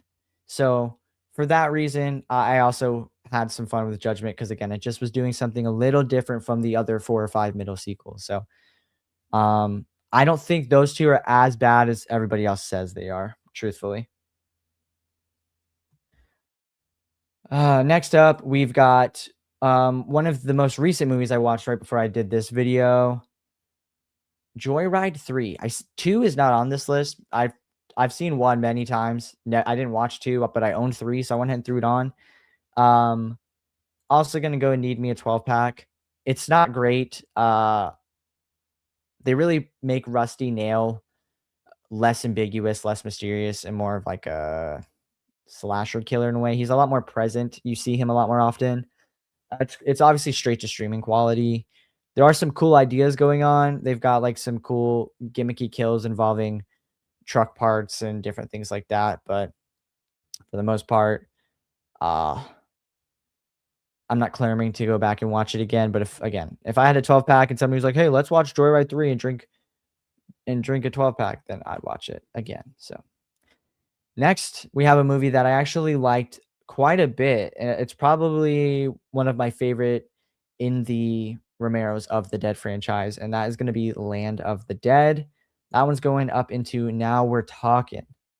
If I was to compare Land of the Dead to the vibe of some other horror movies that came out around the same era, I guess you could say, Land of the Dead feels like the Bride of Chucky of the Dead franchise, if that makes sense.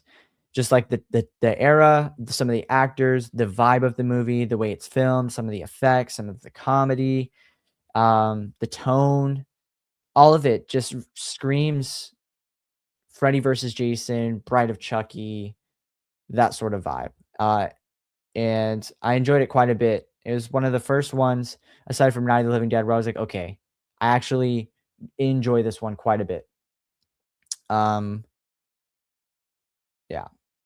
So if you haven't seen Land of the Dead, that's one that I think you should definitely give it a try because it's none of those movies really connect. They're all in the same universe, but like you don't really have to watch it to understand what's going on.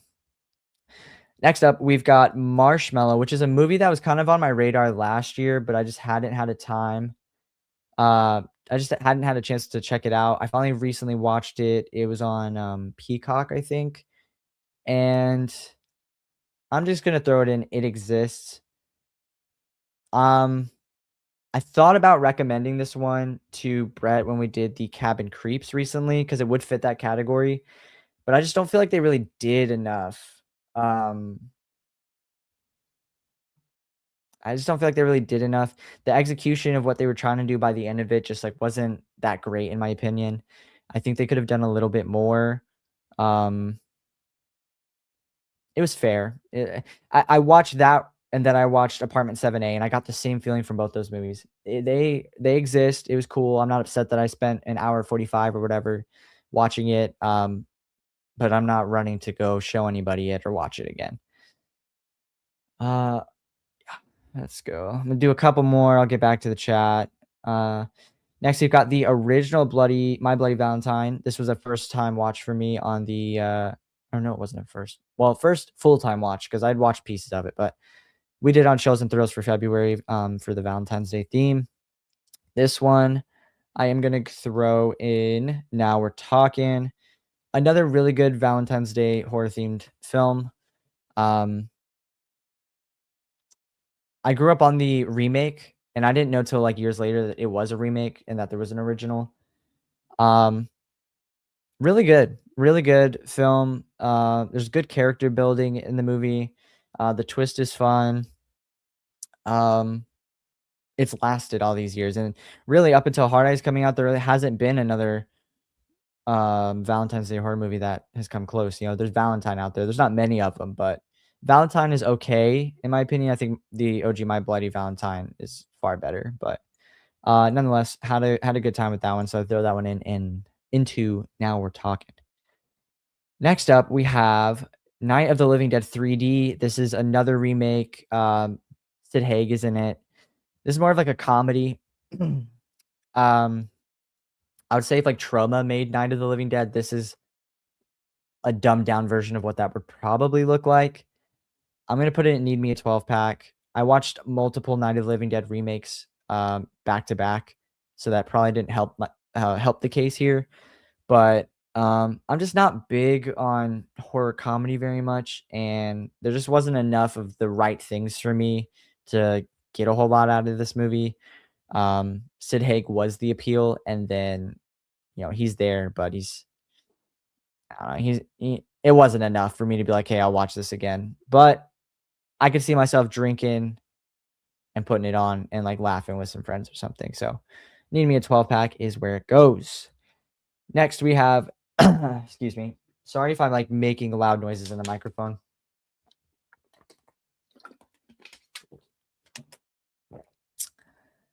Next we have Night of the Living Dead. I think this is 1990. This is the Tom Savini remake. I'm gonna put that one up in Now We're Talking. You got Tony Todd again. They did a couple of things different with Barbara. She's a little bit more of a proactive badass character than the original Barbara that we get in the original Night of the Living Dead. But yeah, I had a good time with it. I thought it was fun.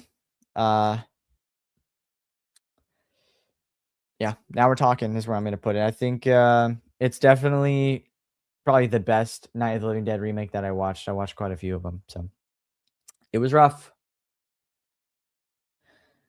Next up, we have Night of the Living Dead, the original. And yeah, I'm gonna put that one in Itch the Brain just right. I actually didn't watch Night of the Living Dead until like 2 or 3 years ago for the first time, but there's just something about it that, again, like what I was saying about Candyman, there's just a certain like tangible grit and warmth to this movie that I can't find that sensation from other films. So yeah, I can't really put my finger on it, but there's just something about the original Night of the Living Dead that I really like. I like that it's in black and white. I like how crisp and crunchy the audio is. It's just fun, and I like watching it around Halloween time as well. I think it just gets the vibe going. It just has that feel to it. So I don't know. Definitely probably my favorite Romero film that I've seen so far. But next up, we've got actually, I'm about to hit another new franchise I haven't touched on, so let me go ahead and address some of the chats real quick, and I'll get back to that. The next, I think we're gonna touch on the Return of the Living Dead franchise right after. So let me scroll back up here and see what I've got. Damn, y'all are going crazy.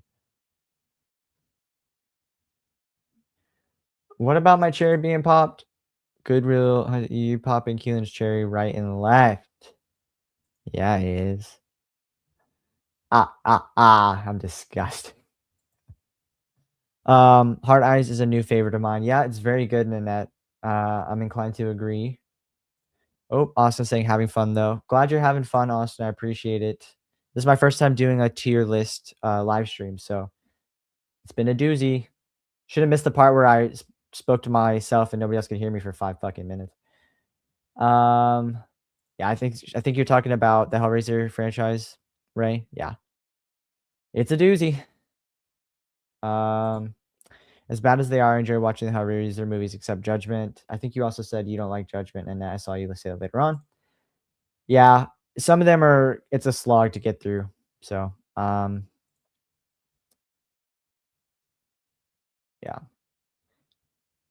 We're talking about coyotes. Gotta watch all these coyotes. Oh, we're talking about Marcus. Austin saying I hate Hellraiser so much. Yeah, Hellraiser is just a real big point of contention on this channel here because I hyped up 2022 big, and then everyone hated it, and I got reamed for it. I still am getting reamed for it. Let's see. Hell World is the only one I'm looking forward to watching. Is it because Henry Cavill's in it, Ray? Yeah, put him off the bottom. No. Chainmail. Is that what it is? Email? I don't fucking know. Do it. Hellraiser, Cole saying Hellraiser could be awesome, but they just screw it all up. Yeah, it's because I feel like most of these movies aren't actually supposed to be Hellraiser films. I feel like they're just like written scripts, and they're like, well, we need to keep the rights. The rights are gonna lapse, and we need to keep the IP. So let's throw that motherfucker in here. But he don't be raising hell until like the last 20 minutes. Erica, I love you, but I will turn into a Cenobite and get you. Big facts. Big facts. No cap. Yeah. I'm sure a lot of this is probably gonna be shit talking. Hellraiser. Nanette saying that was the first movie I watched in the Hellraiser movies. I'm talking about Inferno. I enjoyed it more than some of the other ones, but I can watch them. Yeah, Inferno was surprisingly good. I like the noir vibe, the neo noir thriller vibe going on. I just want to be bald and wear cool leather fits. Do your thing, Ray. You got it. You got it, cuz. Do your thing, cuz. That movie's on this list, I'm pretty sure. Oh, yeah, bud. Oh, yeah. Rocky Horror Pinhead Show. I'm surprised that you put it there, but I would put it in the same place. Yep.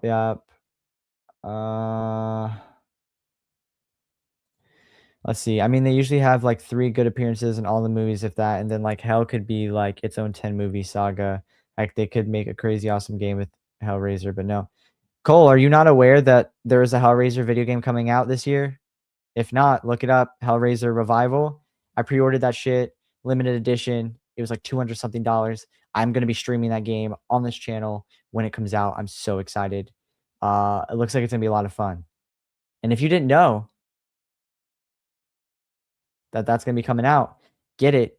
Maybe you can join me on the channel and game with me, Cole. That'd be a lot of fun.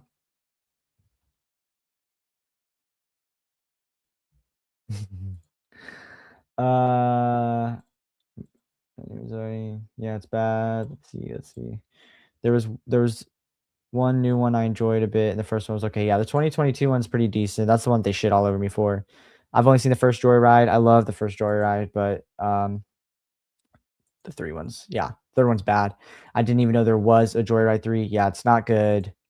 I'm still gonna watch 2, but I'm not, I won't be surprised if it's just as dog shit. 1, I haven't seen 1, not sure about 2, didn't know about 3 either. Yeah. They very quickly ruined that idea. Land of the Dead. They killed it. What is he talking about? Oh, I thought you were talking about the video game for some reason. Like they killed it. Like, give me my fucking $200 back. Land of the Dead is my favorite Romero zombie movie. I'm inclined to agree with you, Nanette. I think I actually, yeah, I think I might be there with you. Night of the Living Dead might edge it out just by a little bit, but ooh, I have to drive 200-ish miles tomorrow. Austin, damn. Safe travels, my friend. Please be safe. You know, chew gum, keep your eyes peeled, stay caffeinated, all the good things. I've never heard of Marshmallow. Yeah, I don't think most people have. I think it was like a Shudder original. Okay. Day of the Dead was on Sci-Fi all the time as well. Are we talking about the original or the one of the remakes? Cole. While I like My Bloody Valentine 3D, which is a remake, My Bloody Valentine is a good movie. I like 3D. I liked it better as a kid, and as I grew up, not as great. I want to see Night of the Living Dead with Sid in it. It's much more of a horror comedy than anything, so just be prepared for that. Definitely want to see Tom Savini Night of the Living Dead remake. I recommend it. I think it's on Tubi for free, actually. There's a stage musical called Night of the Livingston Dead live, and it's hilarious. Good to Night of the Living Dead. Good to know, Austin. Woefully unaware of that.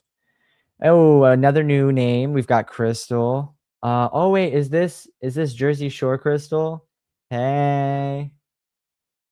How you doing? No, thank you for being here, Crystal. I appreciate it. I'm just glad we're past HR.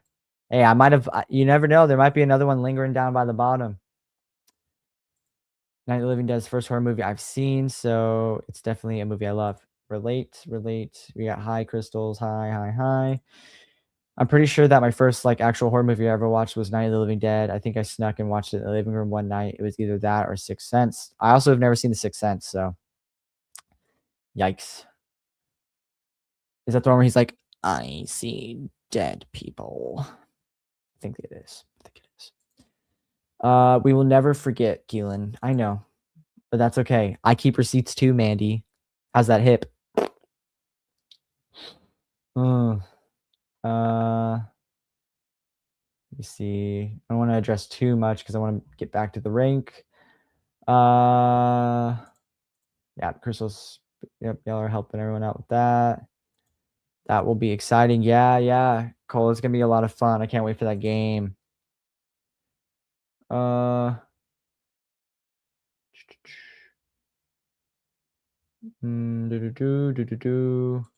Yup, I'm funny. Nanette, I like horror comedy movies. Yeah, well then that it's probably right up your alley. Have at it.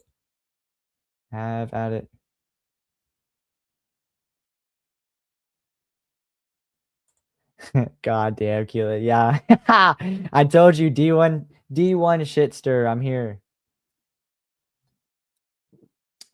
You know, I'm gonna say preemptive pause on what I'm about to say, but at least you all know I can take it as much as I can dish it out. I keep receipts too. Erica's toe. I have to tell my dad about this. Well, I was 5 years old when I watched Night of the Living Dead. Yeah, I was like 23, but I'm a late bloomer on a lot of these. Drink some damn water. You're right. Sorry.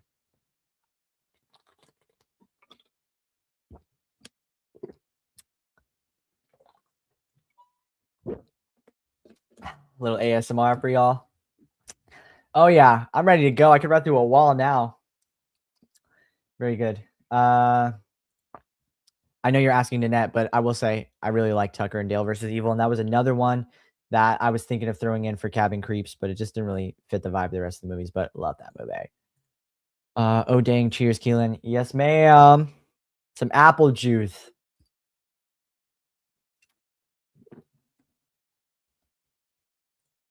Almost broke a toe last Christmas. Okay, almost, and showed no one.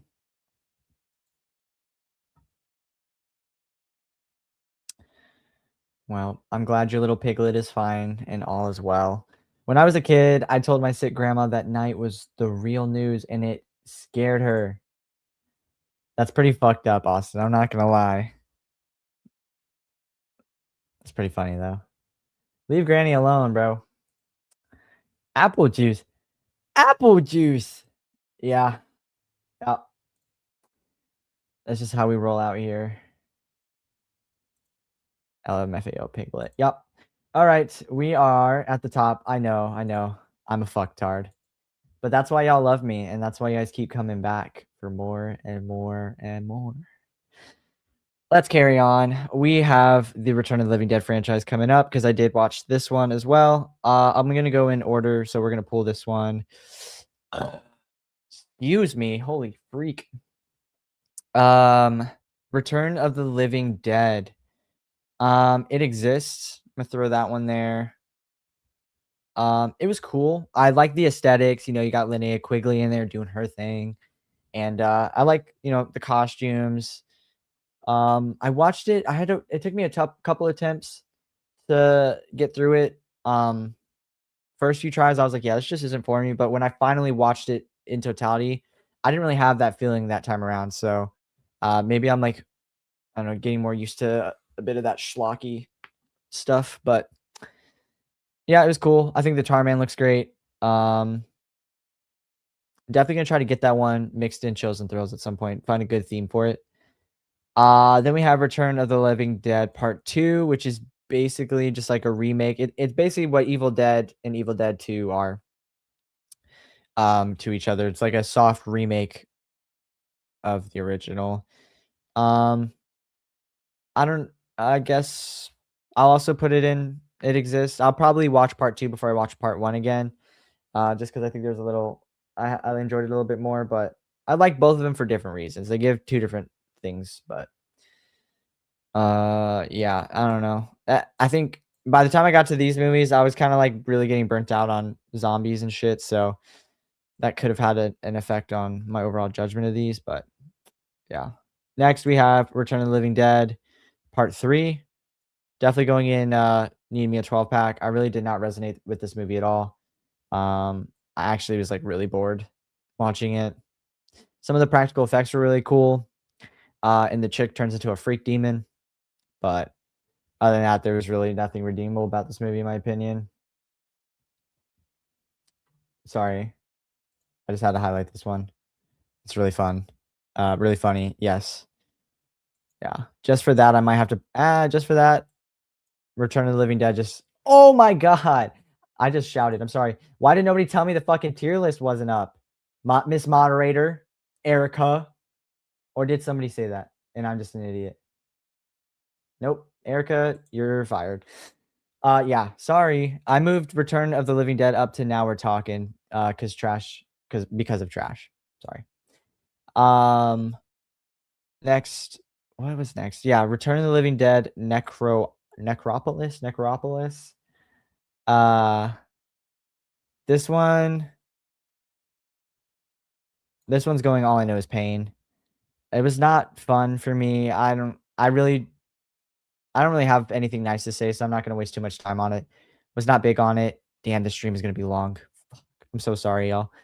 I was not big on it. I actually like the next one I'm gonna talk about more.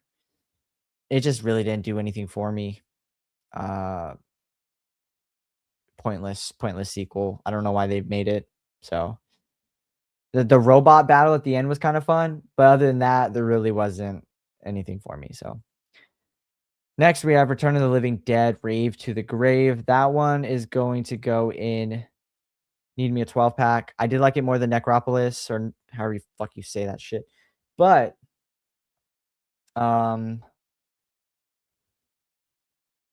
this one it didn't take itself as seriously. They had a little bit more fun with it, therefore I had a little bit more fun with it, but still another sequel that didn't need to be. It's like a loose sequel to Necropolis because there's the same characters, but they don't really reference the movie correctly either. Like they kind of like retcon some things is what I'm trying to say.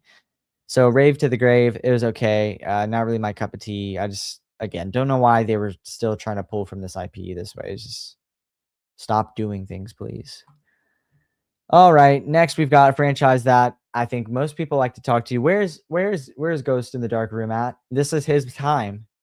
And he I don't see him anywhere in the chat. Sad boy mode, where you at, my friend? It's your time to shine. I'm gonna go in order. We've got Scream. I'm gonna go ahead. There's Scream into Itch the Brain just right. I thoroughly enjoy the first Scream film. This is obviously not first time watch for me, but I did watch it.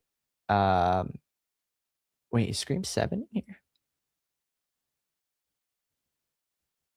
Oh fuck. I forgot to put Scream 7 on this list. Well, that sucks. I definitely watched Scream 7. I thought I had it on my oh wait, I'm missing quite a I am missing quite a few movies. Damn. I might have to fix that. I'm missing like 9 movies. I will actually fix that. So there's still quite a bit. Let me run through some of these. Whatever. I'll do the Scream franchise quickly just so I can save on some time. Scream, Itch the Brain just right. Scream 2, Now We're Talking. Scream 3 would have been All I Know Is Pain up until this last watch. I'll give it exists. It's serviceable. That's not my favorite. Scream 4, Now We're Talking. Scream 5,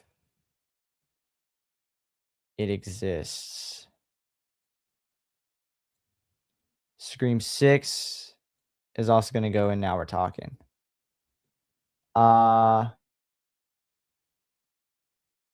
Yeah. And I'm missing, let me see. Hold on. Let me just do something real quick, y'all. I apologize. I'm fucking up left and right here. I could have swore I added these movies to the list, but now I'm realizing I'm missing all of the new releases. Yeah. Okay. Here we go. I had to add all the new releases back on here. We'll do those at the very end, but I'll grab Scream 7. Oh, wait. Never mind. I'm still just trash. I didn't put Scream 7 in here at all. Whatever. Scream 7 would have been probably in It Exists. Yeah. We already got through Hellraiser, Shoddy. You fucker. Wait, why is everyone saying wait? Wait, something fucked up. Wait, Keelan, what'd I do?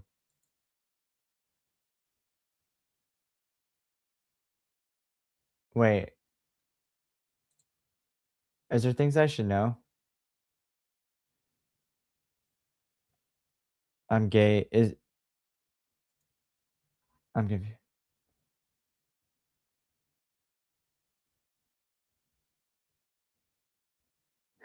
Am I, are you trying to say you're gay?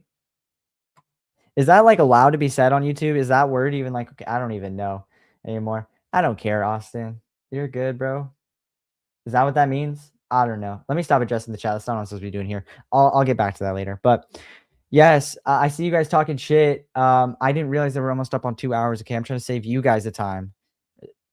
If you guys don't care if I take fucking 3 hours to do this, then fine. But yeah, I mean, I also just did a Scream ranking video. You guys want to see me go talk about Scream? Go watch my Scream ranking video that I did with Brett. We just ranked them.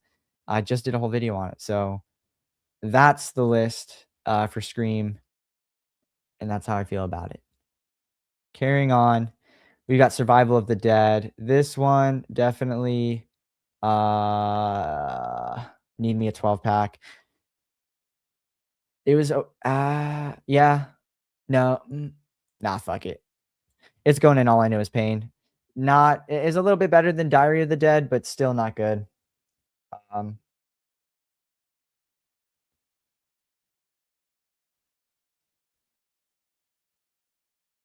Okay, I see you guys are like, why are you rushing us? So, well, because I don't know. I feel like that's taking a really long time, but there are a lot of movies. So as long as you guys are chilling, I'm chilling. But still, I'm not going back in time and like talking about Scream. If you guys really want to see what I have to say about Scream, go watch the stream that I did with Brett where we did our Scream rankings before or after Scream 7 came out. Next, we've got another franchise that I dove into. I've seen some of these sequels. Some of them, older ones I hadn't seen. So I went ahead and watched through the Texas Chainsaw Massacre franchise. The original's not on here because I didn't watch it because I'd already seen it before. But we've got TCM Part 2. This one is going to go in Now We're Talking. Actually, no, it's not. Yes, it is. Okay, I used to not like that one, but the most recent viewing that I had of it, it was pretty good. Some of the dark comedy started to connect with me a little bit better. Still don't like the screaming, but I like Chop Top. The whole chili bit with the cook is funny.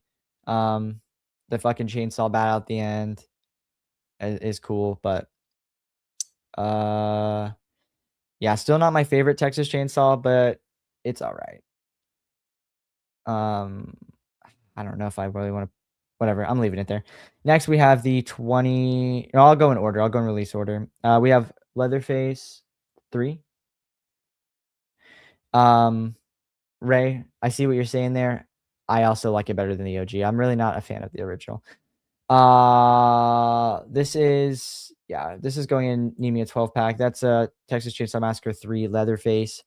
Ken Foray's in there. That's cool. Viggo Mortensen's in there. That's also cool. I feel like there's a hair tickling my face. But the rest of it is irredeemable. I'm just not even in on there.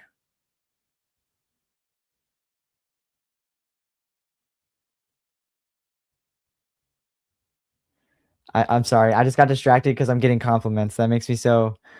That makes me feel good. I'll get through the TCM franchise, then I'll check some more of the chats. Yeah, the third one, it was like I was in and out of enjoying it, and then by the end of it, I was like, I just can't wait for this to be over. Now this next one, Next Generation. Funny story. I've heard everybody talk so much shit about this movie, and when it was first starting off, I was like, why is everyone so mad at this? Like, it's not that bad. And then like 20 minutes later, I was like, holy fuck, this movie is atrocious. Matthew McConaughey puts on a crazy ass performance. That's probably the best part, but he could fix it. Leatherface is such a meek little weirdo bitch, if I may say. I just don't like when he's like that. Like, I don't know. Especially because it looks so low budget as well. I just wasn't feeling it. I didn't like what they were doing with them. I didn't like that. He didn't really feel like a threat, and that I don't like. If he was a little bit more menacing and threatening, then I probably could have got with this movie a bit more. But I just, just not my type of Leatherface, to be honest. And I kind of felt that way about part 3 as well, where he's just like not nearly as menacing as I feel in the first one he's definitely creepier, but the second one he's kind of goofy, but that one has a lot of other elements I like. I think they just do him a little bit better in some of the newer versions. Oh wait, is the first one on here? Oh, my dumbass. I am just fucking up left and right. The OG is on here. I'm gonna put it in It Exists. I know that's probably a hot take, but I like part 2 more than the first one. I have a lot of respect for the original. There's certain things about it that I really do like. I understand why it's so loved and why it had the impact on the horror genre that it did. That being said, I do not like Franklin as a character. None of the characters are really important. You don't really care to root for any of them. The fucking screaming at the end of it, literally, like, I can get with the movie up until that point, and then when all the screaming happens, fuck me, dude, I just can't. I can't. So yeah, it's going in It Exists. Next we have, what's the next one to come out? Yes, the Texas Chainsaw Massacre remake. This one fucks. It does. I'm also gonna put that one in Now We're Talking. I actually didn't know that this was a thing growing up. The first TCM movie I watched was The Beginning, and I didn't watch the remake until like 12 years later or something crazy, like, or maybe like, I don't know, 8 to 10 years later or something. But I would much prefer watching the remake over the original any day. It's just more my pace, my style, my vibe. It's grittier, it's grimy, makes my butt feel like it's nasty. I probably didn't have to inform you of that part, but we're there now. We all just got closer all of a sudden. Do you feel that warmth? Uh, but yeah, now we're talking.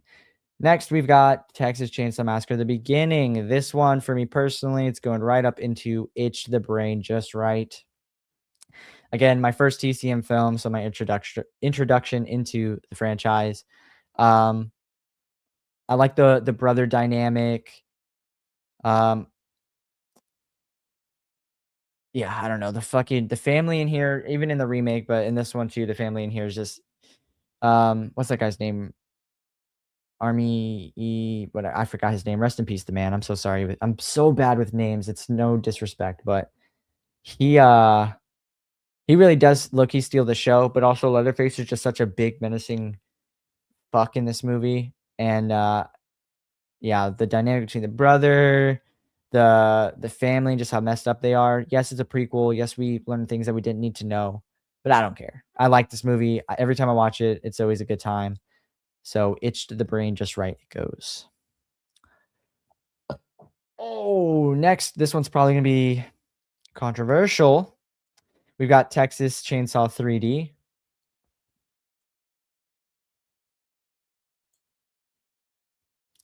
Now we're talking. Yeah, yeah. I love this movie. I know it has its issues. They fucked up the timeline really bad. Obviously we're not paying attention to detail, but I think it's fun. I like Alexandria Daddario. I think Trey Songz does a really good job in this movie too. I like the whole group. Everyone who deserves their comeuppance gets their comeuppance by the end of it. And yeah, I mean, do your thing, cuz I think that shit's hilarious. Every time it's said, I'm like, fuck yeah. They make Leatherface a bit of a anti-hero by the end of it. But yeah, I don't hate that one as much as everybody else does.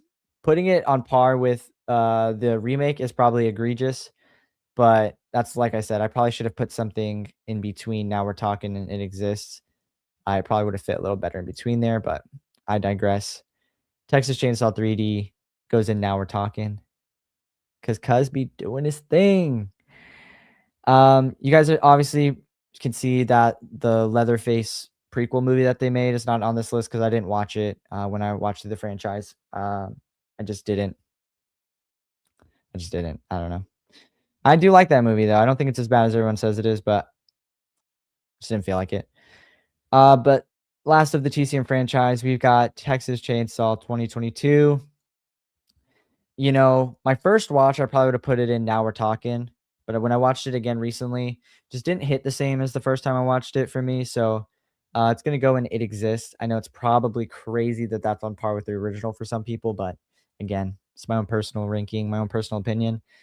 I thought it was fun. You know, has its issues. Sally Hardesty is not Laurie Strode, and they try to give her the same, you know, story arc. Didn't work very well. But you know, for the most part, I liked it. I think it was pretty good. I like the concept. We finally get an actual massacre in the Texas Chainsaw Massacre.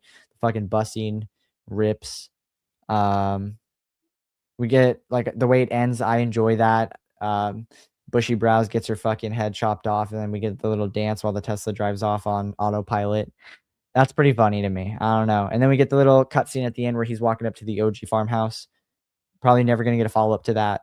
Or a payoff, but I think TCM 2022 is pretty good. So It Exists is where I put it. Let me go ahead, address some more of these chats real quick, and then I will carry on. We've got, I don't know, like 15 more movies. We're at past 2 hours at this point. I'm trying. Oh, let's go. Let's see.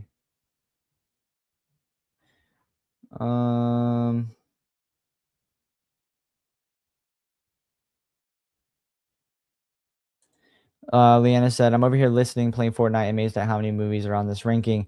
Yes, Leanna, I appreciate that. I put a lot of effort in to this. I watched a lot of movies, and I'm gonna try to one up it for quarter 2 of 2026. I'm gonna try to watch more movies and be a little more intentional. yeah, there's still some bigger franchises out there. I haven't watched that. I'm willing to put myself through or suffer through and watch, so definitely gonna be doing it. I'm chatting. Yeah, fire me, you won't. Don't test your luck, pal. El Quigley cameos as a soul face in Elm Street 4. Just learned this. That is interesting. If I'm being honest, everything after 3 I kind of check out on. So I do need to do my due diligence and really sit down and give a thorough watch through of the Nightmare on Elm Street franchise, but I don't know. After 3, I just feel like it loses its sauce a little bit. It's just not as good. But I like the first 3 Return of the Living Dead movies. The 4th one I didn't like it at all, and the last one I haven't seen. It's not worth your time, Nanette. If you don't like the 4th one, you definitely aren't gonna like the 5th one. So don't even try. Frig, I haven't even seen any of the Return sequels. Part 2 is probably worth it. The rest of them, nah. Barf Scream movies. That's crazy. Shot saying, "Oh shoot, you're live." Yeah, I am, brother. But you're here now, and that's all that matters. Oh,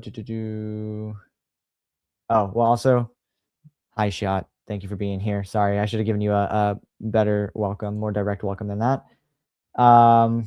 Yeah, back to this, Austin. You probably already addressed what I said earlier, so I'll scroll down in the chat and maybe see what you said. If you didn't, then maybe you can answer. But either way, I don't care, dude. Scream is a great movie. Agreed. Erica, you know this though, so he doesn't. If he is me, it don't matter. Oh, LMAO. I didn't want to get booted. Nah, so Austin, to be fair, like if you stick around long enough, you'll see I gay bait a little bit, you know? I don't care. You know, that's not the team I play for, but to each his own. I don't have any problems with that whatsoever. So you don't have to feel like you have to I feel like you have to address it. That's not who you are in totality. It doesn't matter to me either way. Like, it's cool. But yeah, I gay bait a little bit. I like to make some little jokes, talk about peanut butter. People, they know. I be saying things. So wait, Keelan. I wanted to know what this was about. I don't know if she felt like I was gonna say something I wasn't supposed to, but I don't know why she would think that. Is she saying wait, talking about Scream? I don't know. Yaps about the Hellraisers, throws the screams in there, LMAO. Yeah. Sorry. Again, I just did that ranking video, so I feel like I already talked about it ad nauseum a little bit ago. Ill Hellraiser, I'm leaving. Yeah, we already got through that shot. I think you're already back, so that's good. Ooh, Scream 3 is my favorite sequel. I love that for you, Nanette. I cannot relate. It's probably my least favorite, although it did go up in my ranking. Most recent watch, but it's still not as bad. I like his priorities. Anything past S3 is trash. No, that's not true. That's not true. He did that probably to mess with me, talk a lot of Hellraiser and just throw the screams all willy-nilly. It wasn't intentional, my friends. I did that stream already. I feel like I just talked about Scream a lot, so and it saved me on some time. You know how many people have been on this platform talking about Scream? There's a new Scream update. Let's talk Scream every fucking day. Who wants to sit here and waste time talking about Scream? I like Scream, but I'm trying to do some different stuff. So, let's see. Scream 5 is not that great. I don't know what he's talking about. Erica wins prom. Manny, we're still here. Ha ha. Do your thing, Keelan. It's your world right now. So true. Appreciate that. Appreciate the moral support. Keelan, just close your eyes and pick one. LOL. A surprise for all. I don't know what this is in reference to. I have the brain the size of a peanut. I've not seen Scream 7. Nanette, I actually liked Scream 7 for the most part. It definitely has its problems, but a lot of people are going to shit on it and say it's the worst movie. It's not the best, but it's okay. Yeah, this is what I was getting distracted by earlier. Leanna saying, I'm just in awe of the attention span to put this together. Yeah, I'm putting in that work. I already have like a shit ton of streams planned. I think Erica points that out a little ways down, but I'm trying to do something new. I'm trying to shake some shit up, inject some young blood. No offense to anybody, but I'm just trying to do my thing, do my nerd shit in peace and have fun in my own little corner. Texas Chainsaw 2 is crazy. LMFAO. I like it better than the OG. Yeah, I think I referenced that earlier. I don't think that that's a hot take. I'm right there with you. Also, Mandy highlighting the dedication I've been putting in. Thank you so much. I do appreciate that. Yeah, Erica said, Leanna, he even pre-planned other streams as well, putting in work. Yeah, I've got a couple collabs, but I've got like 2 or 3 pre-planned streams as well, and I've got some other things just kind of floating around my brain that I'm trying to plan out. But yeah, I'm ready to fucking bust out running. Just go, go, go. I'm here. Especially now that I'm comfortable, you know, I'm a little bit more out of my shell. What is it? I was molting for a while, but now I'm breaking out of the cocoon. I'm evolving. I've only seen Texas Chainsaw Massacre movie and the remake. Well, you know, a lot of them are not really worth a watch, but I hate the OG Chainsaw because of Franklin. Yes, I relate so much. I just can't. He's insufferable. I prefer the remake. Yep, yep. I need to spend some time with TCM. Best of luck. I'd rather. No, I won't even say that. I was gonna say I'd rather watch some of the Hellraisers over TCM, but that's probably not true. The OG was the first one I watched, and it captured me. Totally respect it. Definitely understand it. Um, I really do enjoy it right up, even with Franklin and his fucking stupid antics. I enjoy it right up until the screaming doesn't stop, and that's when I'm like, I could see somebody watching it as a kid though, and like that disturbing them, and I wish I had that experience because I feel like I would have connected to it and it would have had a different impact on me, but I didn't have that experience. So. Tell us how you really feel, LMAO. I don't know what this is in reference to. I wish that's what sucks about having to go back into the chat later because then I'm like forgetting what the fuck y'all are talking about. I saw the remake before the OG. I appreciate it, but man, I like how weird the other ones are. Fair enough, yeah. Do your thing, cuz yeah, love it, love it. Love the remake, yup. The remake fucks. I absolutely agree. Jessica Biel, Boeing. I don't agree, but bwahaha, bwahaha. I tried watching the remake with Nat and she couldn't do it. I never got back to it. I need to. Maybe we can do that in Discord or something, or I don't know. I just recently watched it, but I'm always down to watch the movie. It's a good time. Crystal says, I saw the remake when I was 9 and ran out of the room when the lady shot herself. LMAO. Yeah, that I don't want to say too much because that's low-key like a spoiler for anyone who hasn't seen it. It is a bit of a shocking moment, but yeah, that shit had my jaw on the floor. It's crazy. The worst thing about all of Scream is we never knew what Ghostface was trying to ask Herbie for. I don't even know what you're talking about, to be honest. I'm a fake horror fan, guys. I'm cosplaying. 3D. Oh my god, Keelan. Yup. And I also like Halloween Resurrection more than most do, so I'm just that guy. I'll make it a thing maybe later tonight or when I'm flying. LOL. LOL, Crystal, that was traumatizing. I was like 11 or 12 and I was scarred from that. The cooter gun. Yeah, also laughing at it. Yeah, see, that's what I'm saying. We shouldn't have said anything. Ban the cooter gun. No. I'm starring your comment, Ray. That's fucking crazy. Let's see. Like a letterbox list, roast Manny. Shit, we gotta watch together. Oh, that's a nice idea. You should do that. That'd be good.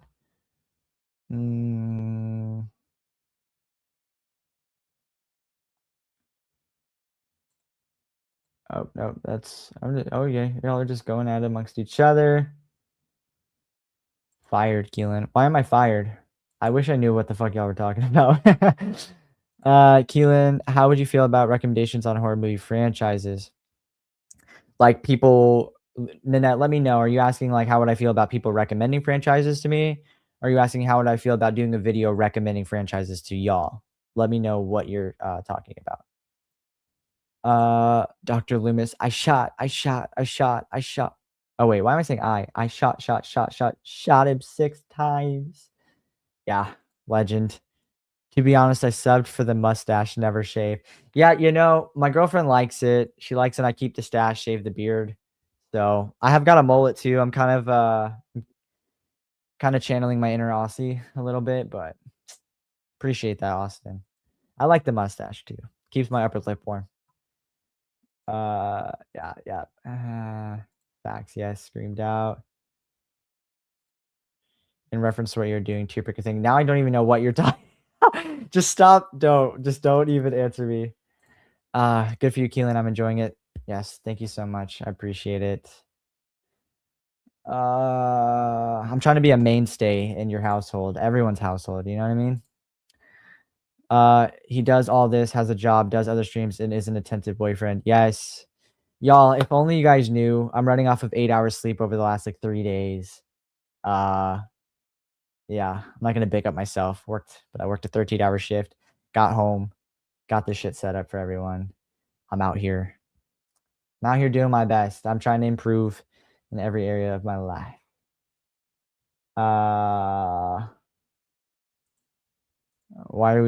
What is this about? Yep.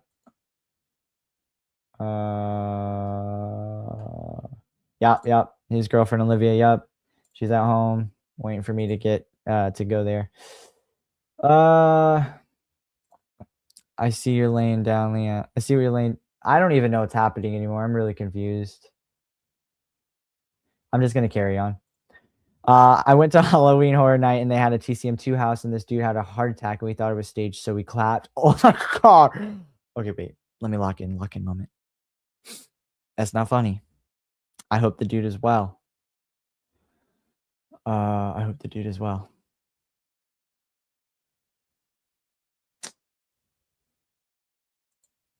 Boeing. We got to send Keelan an audio of Boeing. I don't know what that is. Is this Marcus? Is this what we're referencing? I got to get a new Boeing sticker for my phone. Is it Boeing? Do I sound like a ooh. Check that one. Check that one. Ooh. Yeah, I'm getting media trained out here, guys. Movie is twice as old as my spoiler proof. Fair enough. When Kirby is on the phone with Ghostface, she cuts him off before getting stabbed. Yeah, okay. I think my recollection. I'm having, it's buzzing. The tower is buzzing. I don't yeah, I don't know. So much goes on in my brain. That'd be cute. See.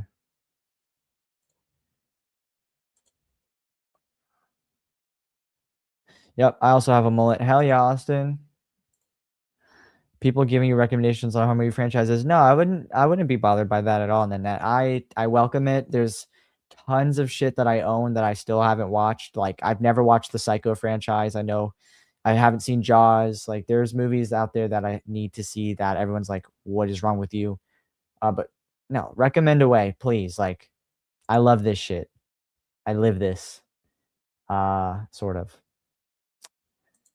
I don't know what this is in reference to. I probably have said 6 things before I could finally get to this where like it probably adds up either way. So I hate it when your upper lip gets cold. Feel bad for all the ladies that can't grow a mustache. I also feel bad for all the ladies that do and probably don't want one. So yeah. Unless you do want one, then shout out to you. Let Olivia know we all send her good vibes for a quick recovery. She's probably watching or she's asleep right now, but I did tell her that you guys did earlier she said thank you, She's doing her best to recover. So it is really appreciated. You guys are super sweet for sending out the vibes, the well wishes, all that stuff. I thought these were butts. Oh, is that what this is? They are butts. Yeah, those are 2 butts clicking together. They're butt clapping. I skipped it because I thought it was like 2 ducks kissing or something. I don't know. I'm blind as hell. Yeah, just yapping away. Cool. Y'all are breaking Keelan. Yeah, I overheated for a second, but I think I'm good. It's not Boeing. Oh my fuck, I'm retarded. Boeing like a spring. Boing, like that. Trip, pogo stick. I'm picking up what you're putting down. Yeah.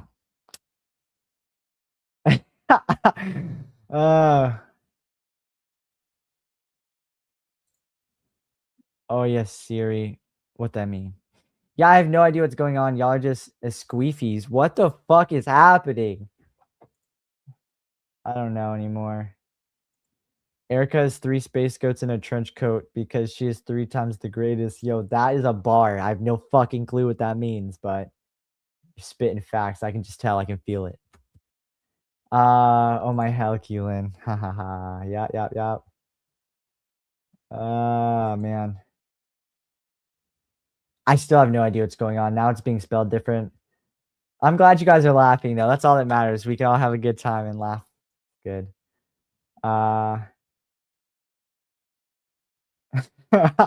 Wait, why did I add music? I don't know what that's in reference to. Holy Toledo. Yep, yep, yep. Oh, fuck yes. Yep. I might be retarded. I said it. Thank you, Austin. Yeah. If that word actually does offend anybody, I do apologize. I'm not trying to offend anybody here, but that's just how I've talked my whole life, you know? It's hard. It's hard to rewire your brain. And I also would never reference anybody who like actually has a disability. I would never call it that. That's not what I think in my mind. I think is like a stupid person. I don't know. You know what I mean? Anyone who has like a real disability or anything like that, I would never call them that. And I'd be pissed if somebody else did. So but I feel like that should be common sense, but I don't know. Yeah, yep. We're here now. We sure are. We sure are. Man. I hurt from laughing so much. I love it. It's so good. So good, especially because like I don't really know what the fuck's going on, which makes it even funnier. I just know that I don't know if I'm the butt of the joke actually, maybe, or maybe I'm two butts of the joke clapping together. Keelan, you're safe here. I know. I didn't know I shouldn't feel that way. Oh, same. My cheeks be hurting. Hell yeah, hell yeah. It's a millennial thing. I am not a millennial. I'm actually Gen Z, but yeah.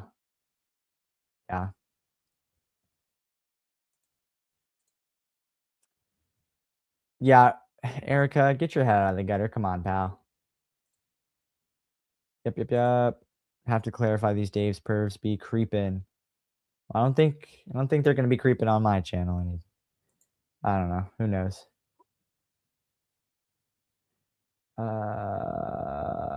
Yeah, everyone's laughing away. Cool. I'm at the bottom.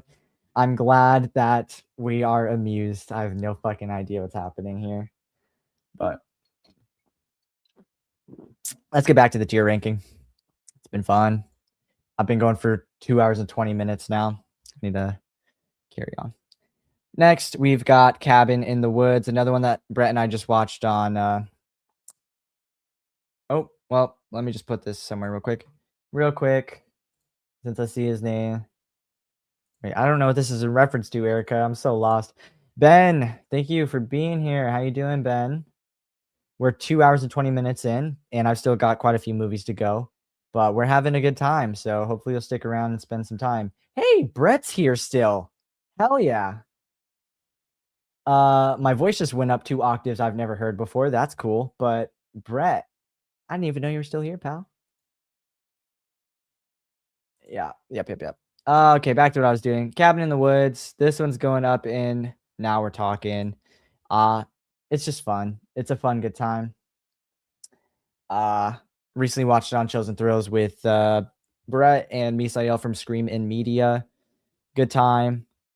I feel like there's always something new I notice every time I watch it. There's always a lot going on. Yeah. So simple as that. Just gonna put it in there. There's really not another movie like it. So it goes into Now We're Talking. Next up, we have a movie I just watched for the first time. My girlfriend actually asked me to watch it with her, so I finally got around to it. It is The Craft. This one, I should have put like at least 2 more tiers. It Fucks should have been a tier list for sure, somewhere in there. But The Craft, yeah, I'm gonna put The Craft in. Now We're Talking. Good culty witch movie. I thought it was funny that Nev Campbell and Skeet Ulrich were in this movie and it released the same year as Scream. I thought that was just a little bit ironic. But all in all, just a good time. There was nothing about it that I didn't like. I was entertained throughout the whole time. some genuinely creepy moments. So yeah, now we're talking. I still need to watch The Legacy. I've heard it was dog shit, but I'm a completionist, so you know how it is.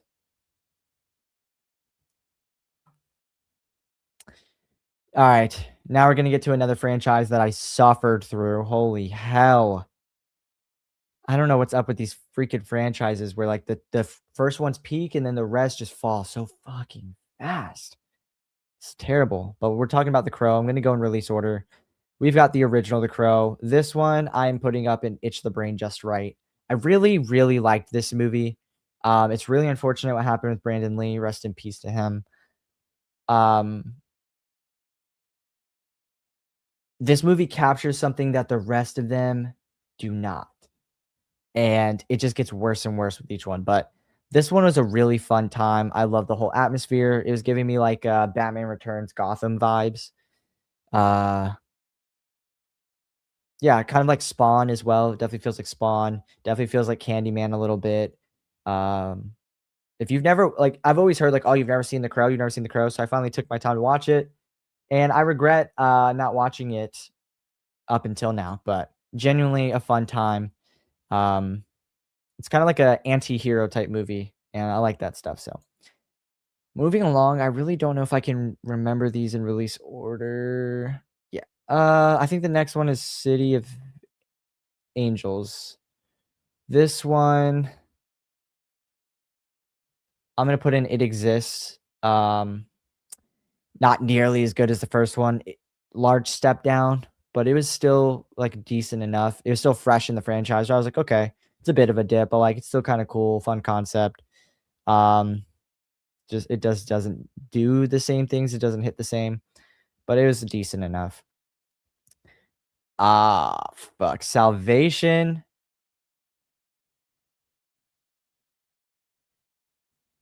Yeah. Yeah. Need me a 12 pack for The Crow Salvation. It's the third one in the franchise. Kirsten, what's her name? Is her name Kirsten? Kirsten Dunst is in this movie. That was a bit of a shocker. Didn't know that she was going to be in it. And then the guy who plays the Crow, he's in Resident Evil, the first Resident Evil film. That's all I can remember him from. Not great. This one is really not good. Large step down from the first one. I was starting to suffer here. I don't remember really anything about it. Don't remember how it ended. Yeah. The one thing I will say that I do like about most of these sequels is that I do like all the reasons for why the characters resurrect as the Crow. They all have like really heartbreaking backstories that I think can resonate with most people, and it makes sense why they would come back and really want to get revenge because they go through some pretty egregious shit. I just think the Crow does it the best of all of them. But that's one positive I could say about all of the Crow films is they at least have that. Next up, we've got The Crow, The Crow, Wicked Prayer. This one goes straight into All I Know Is Pain. This is the one with Edward Furlong in it. It's got quite a few familiar faces. It's got like a former UFC fighter, Tito Ortiz is in there. I think I gave this movie half a star, and I think it was because Tito Ortiz was in it. This movie fucking is abysmal. It really is bad. For all of the familiar faces in it, it's got the guy from Angel, and like Fringe. He's in it. I forgot what this girl's name is here. I don't know. I'm sure her name's on the poster, but I can't read the text. She's in it. Lots of familiar faces.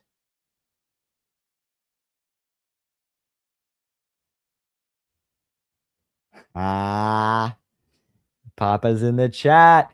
Yeah. Oh god, it was so bad. What really made me mad about this franchise too is like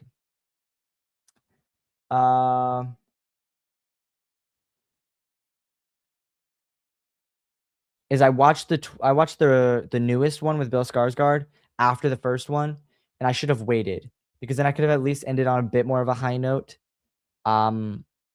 But I fucked up and didn't do it that way, so I had to end off on Wicked Prayer, and it just was terrible. But next we have The Crow. This is the 2025, 24. I don't know. The years blend together. 25 remake. You know, I liked it. I'll put in It Exists. Probably could be somewhere between Now We're Talking and It Exists. I don't like the love story. I felt it was forced and rushed.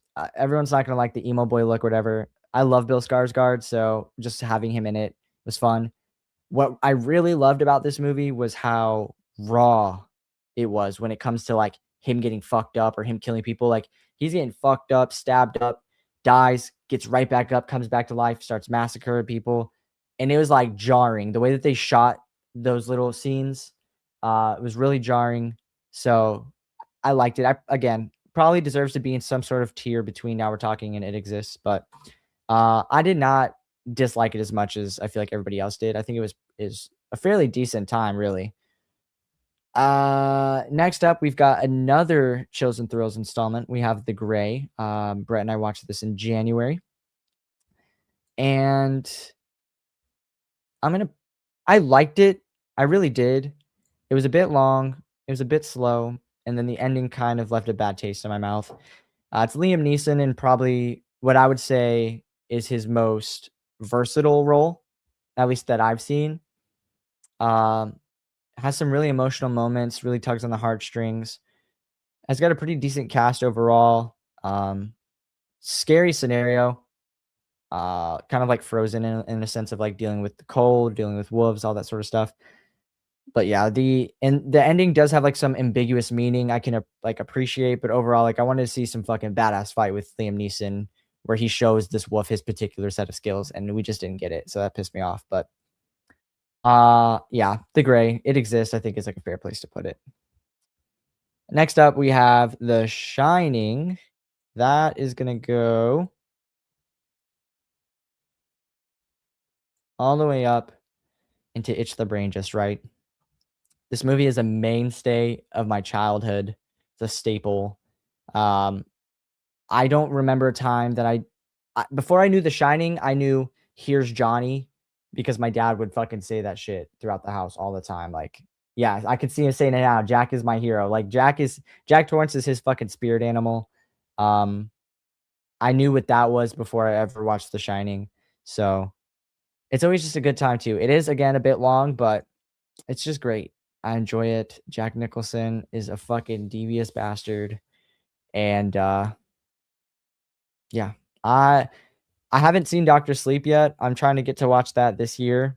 I hear it's really good. I've heard some people say it's better than The Shining, and if that's the case, I guess I'm gonna like Doctor Sleep a lot because The Shining is just good. It's just got another. That's another one of those movies that's got a vibe. Oh, I'm off center. Nobody told me. It's got one of those vibes and atmospheres that just like stick with you. You could really feel it. So next up, we have The Thing. This is another one that I watched on stream with Brett, and we had Jamie and yeah, we had some guests on. I don't know. The fucking days blur together. I can't remember.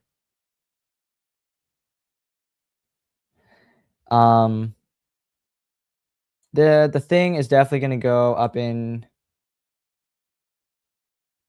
It's gonna go up and Itch the Brain Just Right, strictly for the practical effects.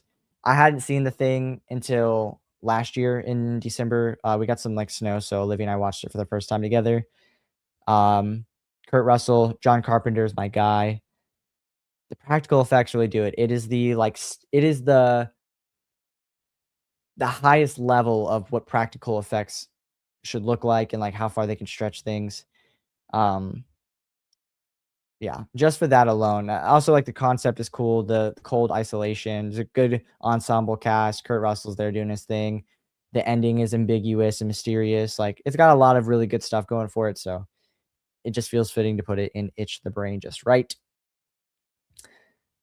I'll do like 3 more and then I'll go back to the chat and see what you guys are talking about. Excuse me. This shit might end up being like over 3 hours long. That's crazy. Y'all are like choosing to stay here this long. I love you guys so much. That's great. Holy fuck, it's almost 12. Guys, it's almost 12 a.m. here. All right, next up, I've got this is a Peacock original. It came out during COVID. It's called They/Them. I did find it's got Kevin Bacon in it. It is a camp slasher. I did recently just watch it. I'm gonna put it in.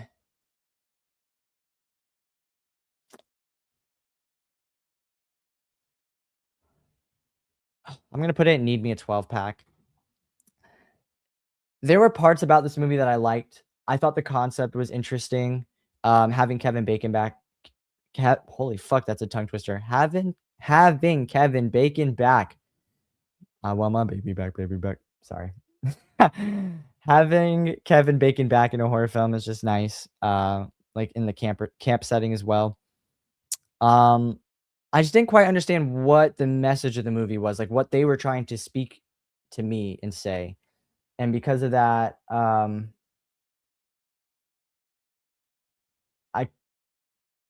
don't know, I just couldn't, like, really connect to it because I didn't really quite get the message at the end. Um, I could have appreciation for what they were trying to do, but yeah, I just by the end of it, I was like, there were parts I liked, but I just didn't understand what was being said. So that's pretty much what I gotta say about that. I probably could put it in It Exists because there were parts about it that I did like enough. I thought that also, I will say, like, the killer twist ending, um, it, uh it was a little too obvious for me. Like, I kinda called it before it happened, and that also kinda took a little bit of the shine off of it, so. Right. Next up, we have another Chills and Thrills. Chills and Thrills is just all over this motherfucker. This was one we did during Valentine's Day in February. Brett and I watched it. It's Valentine. I'm gonna put it at It Exists. Yeah, I'm gonna put it at It Exists. It was a decent time. I liked it this time around more than I did the first time I watched it. Probably watch it every February if I'm being honest, but that's really just because there's not a lot of Valentine's Day horror movies out there that are worth the watch. So it was a cool time. The killer's baby mask is kind of interesting, and his like assortment of weapons was cool. But yeah, I could watch it without a 12 pack, but I'm not overly excited about Valentine. Warm Bodies, on the other hand, this movie for me personally is going straight up into Itch the Brain just right. I've always loved this movie ever since the first time I watched it. It's my favorite rendition of a Romeo and Juliet story. Love story about a zombie who starts to turn back into a human because he falls in love and his humanity starts to be drawn back out. I think that concept's really interesting. I love Nicholas Hoult. Yeah, there's just I don't know. Something about this movie that reminds me of Edward Scissorhands in a way. I don't know why. I think it might just be like the vibe and like the just a tragic love story where like they're really not supposed to be together, but they love each other. It doesn't quite go that way in Edward Scissorhands, I know, but yeah, I don't know. Warm Bodies. If you haven't seen Warm Bodies and you like a little horror comedy with a little bit of romance in there, it should be right up your alley. It's a lot of fun. Oh, okay. Next we have Zombies. So this movie, I had to like research to quite like kind of understand what the fuck it is because I didn't understand, but I can explain it to you now. So technically, Zombie Flesh Eaters is Zombie 2 in Italy because the first Zombie is Dawn of the Dead, the original, with some added scenes for the Italian, like for Italy. It was released for the Italian masses. Then they did Zombie 2, which is Zombie Flesh Eater, which is what this movie is. So it's an indirect Italian sequel to Dawn of the Dead. And I'm pretty sure this is Lucio Fulci, I believe. Lucio Fulci, I don't know. Yeah, Zombie. This movie, I'm gonna put in now. Now we're talking. I actually like this one a good bit. It's got some good practical effects. It kind of changes the formula a little bit. It's more about voodoo zombies than it is about like a virus outbreak or some shit like that. So it spruced it up, especially because I was watching all of those horror movies back to back to back. Definitely change the pace. If you haven't seen it, I would definitely recommend it. It's well worth the watch. It's not I didn't have to read subtitles or anything. I think it's in English or it might be at least English dubbed, but yeah, it was a pretty good time. I don't know if I'm ever gonna watch any of the other ones because I don't think they're directly connected, but yeah, Zombie Flesh Eater, pretty decent, unofficial Dawn of the Dead sequel. I don't know, it's hard to explain. All right, I'm gonna do these last two because it's of the it's everything after these last two right here are new releases. So I'm gonna do these last two, check the chat a little bit, talk to you guys, and then we'll knock out the rest of. Maybe I'll do like some of the new releases, check again, rest of the new releases, and then I'll have you guys on your way because we are creeping up on 3 hours. But we've retained double-digit viewers damn near this entire time, give or take. So I appreciate you guys so much for sticking through with me. I put a lot of effort into this, so the fact that you guys are willing to stay and watch through, I love it. I really do appreciate it. So yes, anywho, next up we've got John Carpenter's Body Bags. This is one of the most recent movies I watched before March ended. It had been on my list for a while. Didn't know anything about it. Just knew it was John Carpenter, and I liked the cover art. I thought that looked cool. So I finally threw it on. My girlfriend and I watched it, and turns out it's like an anthology. It's a John Carpenter and Toby Hooper worked on it together. I think Wes Craven has a little cameo in it as well. But it's a little anthology, like 3 separate stories. John Carpenter acts in it as like I don't know, like the narrator between each one. So I enjoyed it a lot. I'm gonna take Body Bags and I'm gonna put it in Now We're Talking. I'm not usually big on anthologies, but if you like things like Tales from the Crypt, Tales from the Dark Side, Creepshow, Body Bags is right in the vein of things like that. So, and if you love John Carpenter, you'll really like this one. It's fun. It's got a Goosebumps feel to it. So, I really enjoyed it. Yeah, I would recommend it if you like all those things I just listed. And then the last movie of the non-new releases that I watched in the quarter 1 of 2026, it's gonna be Nightmare Beach. I've owned this movie for like 3 years. Finally watched it. I bought it because John Saxon's in it, and he plays a cop. He's also plays the cop in Black Christmas. He also plays the cop dad in A Nightmare on Elm Street. He gets typecasted apparently, but yeah, Nightmare Beach. If you guys don't know what this one is, it's a slasher, and the slasher wears a fucking motorcycle helmet, and he drives around this motorcycle that like lights people on fire and all this shit. It was decent. I'm not gonna like say it was great. I had to split it up between 2 different watch times to get through it all, but it was okay. I'll put it in. It exists. Definitely like wouldn't need a 12 pack to watch it again, but it was cool. I feel like it's one of those ones that I just needed to watch for the culture, to be honest. But I do like the look of the slasher with the motorcycle helmet. It's a little cheesy, but it's a little different. So I don't mind it.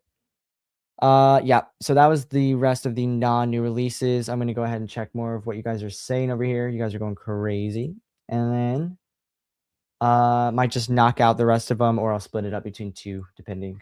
See what we got going on here.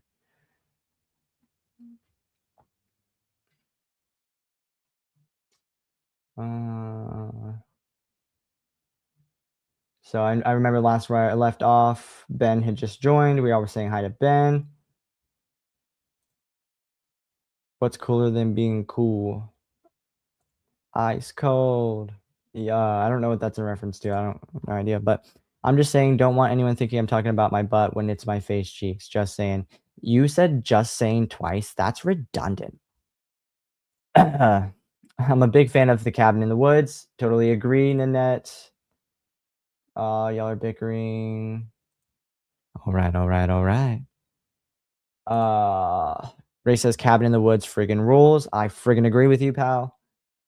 I hate the ending of Cabin in the Woods. Crystal, you're wrong. I'm sorry to tell you, but you're just wrong. It's one of the best bleak doom and gloom endings in a horror movie, along with like The Mist. I love movies like that. Otherwise, it's like there's no stakes. There was never any stakes. I like a horror movie with some stakes.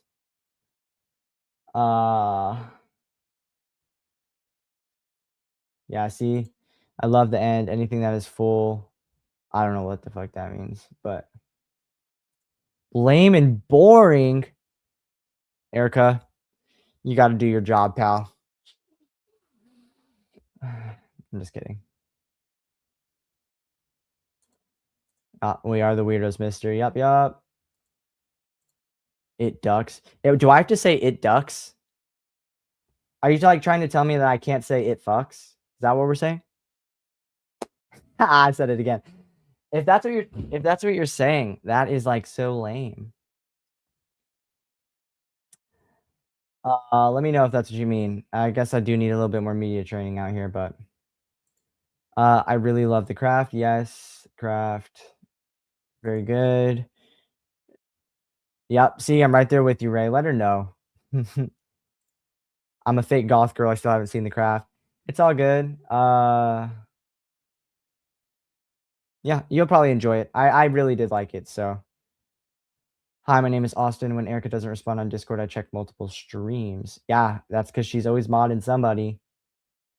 She's a hard worker. I'll tell you that though.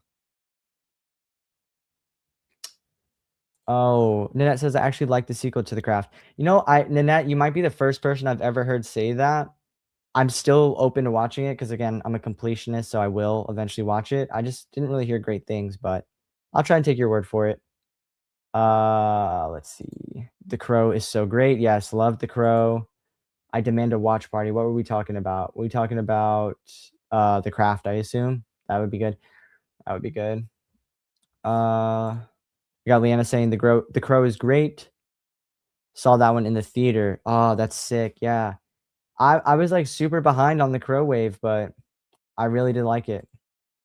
I'm thankful I haven't seen the Crow sequels. I feel like I'd just be mad. You absolutely would. They really are stinky. It's like a scavenger hunt on YouTube. That's so true. Oh shit.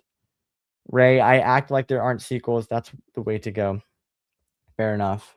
Really, they aren't sequels because none of them really connect or reference the others. They're just they're like in their own little universes. The Crow is good, yes. I don't the others or if I've seen them.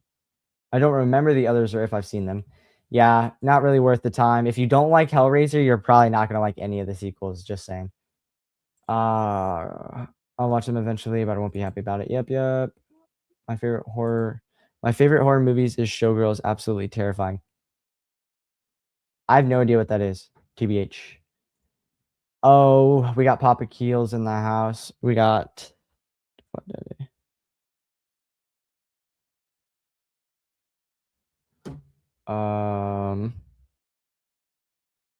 Sorry. Okay. Yep, my dad is in the house. We got Erica.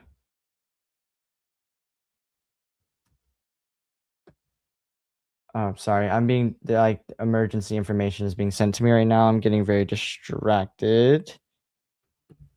Sorry. Yeah, my dad is in the stream. Howdy doody. Salvation I can watch, but it's not all that good. Yeah, it's a rough time. I really enjoy Wicked Prayer. Enjoyed enough for the both of us, please, because fuck, I cannot get through that. Cannot get through that. I will be back or not, depending on what that strange noise is. Yeah, I think you are back by this point, Austin. I think I saw you later on, so glad you're safe. David Boreanaz and Tara Reid as the bad guys was hilarious. I have no idea who those people are, if I'm being completely honest. Oh, I think you're talking about Wicked Prayer. Yeah.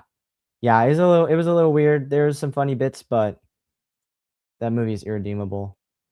Sham, I don't know. Keelan confused me on what to call you. Which do you prefer? I didn't confuse you. I told you exactly what to call him. You're just being fuddy-duddy, Erica. I don't know what's wrong with you. Yeah, either works. Haven't seen The Crow 2025. It's decent.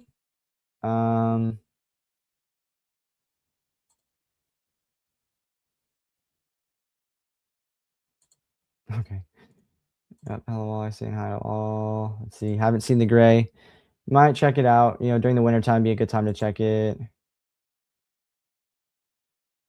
I'm not even gonna read that out loud. Fuck no, I'm not getting clipped saying that. Yeah, see? Boom. Jack is my hero. Already knew that. Top 10 faves forever. The Shining, yes. I'm in Screaming Danny. Yes, he would do that as well. Oof. Doctor Sleep literally made me sleep, sadly. Wow, it's crazy. I've either heard like people really love it or uh to be determined, Mandy. I'm not gonna do that on my channel. Y'all just stay tuned, okay? I'll just say that. There's plans for things. It's great, but I refuse to agree it's better than The Shining. Yeah, that doesn't surprise me though, coming from you, to be fair. Um, oh, The Thing is a great movie. Super inclined to agree. Yeah. Kurt Russell, yup. You ever seen Crystal, you ever seen a movie called Overboard, I think it's called, with Kurt Russell? My girlfriend showed me that movie. It's not horror, but it's got Kurt Russell. So you might like that. He's on a yacht or a boat at some point. Yeah, Eastern Time Zone gang, rise up for real. I'm out here. Let's see. I hated They/Them. I did not at all like the movie, but at least I watched it on somebody's live stream. That was fun. Yeah, it's definitely not gonna be for everybody. I really did try to give it like a fair shake. I didn't dislike it for a lot of the reasons other people are probably gonna say they didn't like it, but truly I just didn't like get the message, and I don't know. It was straight to streaming quality, to be fair, but all right, what the fuck is I really do not like Valentine. Yeah, it's like my least favorite of the Valentine's slashers. I think I'm the only one not East Coast. Yeah, we're struggling out here. Mandy said Warm Bodies was fantastic. Absolutely. Love that movie so much. Whoa, wait. Move to the East Coast and you'd be closer to us. I might be working on it. Don't jump the gun, okay? I think I know what you're talking about. Not that that would be a bad thing. I'm just saying. Nanette, check out Warm Bodies. It's pretty good. Same for you, Ray. It's pretty good. Warm Bodies makes me think of the song Zombie Love Song by your favorite Martian. I think I'm a little too young. No idea what's going on.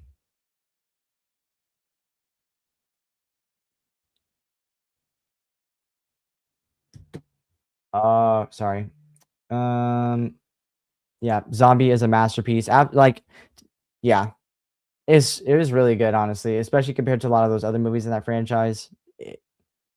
It ducks. I think that's what you guys are trying to tell me to say. It does. Erica, I made it back. Yep, I figured Austin was back. Welcome back. Glad you're safe. Zombie is a pretty good movie. Yes. Ashton has returned. I'm back from the dead. Yeah, you were gone for a while. You were probably watching some other people. You stream cheating, Ashton? Yeah, two-timer. Turns out the noise was just Rod hiding in the bushes waiting on Tina. Get the fuck out of here. Yeah. Oh, yeah, Ray. Yes, body bags. Okay, so at least somebody's seen body bags. We're having fun, so we don't care how long it goes. We're hanging out. Okay, yeah. That's little jabs of moral support. I appreciate that. I'm gonna stop saying it. I love body bags. It's a great anthology movie. Yes, Nanette, for sure. Chester saying the cover art is good for body bags. Yeah, that's really what caught my eye about it is that cover art's pretty sick. He doesn't like us, I guess. He keeps rushing. It's not about that. Sorry. There's like not an emergency, but some pressing stuff literally just came up. Like everything's gonna be okay, I think. But yeah, I'm distracted by that. It's also I have to work a 13-hour shift tomorrow, and I have to go see my girlfriend after this. Who cares? Whatever. I'm here for a good time. I don't know why I'm saying any of that. I appreciate you guys still being here, toughing it out. We're still at 11 viewers right now. That's sick. Austin saying Erica should probably sleep. That was I don't know why I'm bringing it up, but sleep later. This is important. Boom. Crazy work. Yeah. Sleep is for the weak, brother. Oh, boom. Ashton also saying it. I'm out here. Friday fun night with friends. This is what a good time is to find us. Oh, dude. Also, totally forgot that it's Friday. Yeah. So we'd probably be up till the crack of dawn watching like a movie on Discord if this wasn't going on. So you're totally right. I have to drive so far tomorrow. I don't know if you're still here, Austin, but I'm not gonna feel bad if you take your leave. Okay, I understand you gotta drive. That's a lot of driving. So I completely understand. I just appreciate you being here. I've never heard of Nightmare Beach. Yeah. I think it's like a 70s movie. No, I don't know. 70s, 80s, something. I don't know. It's pretty old. That sounded rude. Anyone who's born in the 80s is probably just went, yeah, I don't know. Be safe driving, but stay up and watch this stream. You're fucking diabolical. How much? I drove a lot too. Oh, y'all are just talking amongst each other. I don't know why I'm doing that. Damn. Wow, Keelan doesn't know Outcast. Actually, I do. First off, y'all are bugging out right now. Yeah. I was fucking raised on Outcast. I thought that's what you were referencing, but I didn't want to sound stupid by like putting all my eggs in one basket. And yeah. Yeah, I definitely know Outcast. I was raised on Outcast. I'm from Atlanta. How you gonna tell me I don't know who Outcast is? Crazy work. Cabin in the Woods could have been a franchise. I don't know about that one. They could have like shown us like the other games, I guess, being played, but I don't know if I would have liked that. I like the ending to the Cabin in the Woods. Maybe I'm a psychopath. That makes two of us, pal.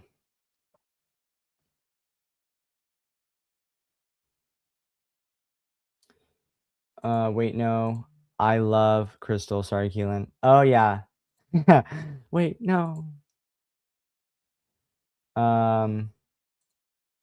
Earmuffs.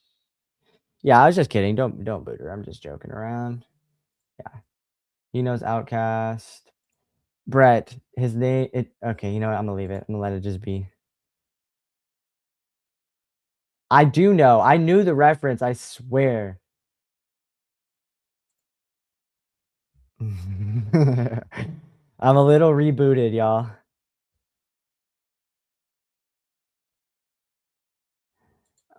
Yeah, me watching Scream and The Craft. Ah, skeet. God dang. Yeah, for sure, for sure. They said they referenced some Outcast lyrics, and I did read them, and I had like the tune in my head, but then I was like, I'm not sure what they're referencing, but I did. I just wasn't sure for sure. Let's see. You probably will not like it. Nobody but me and my friend like the sequel to The Craft.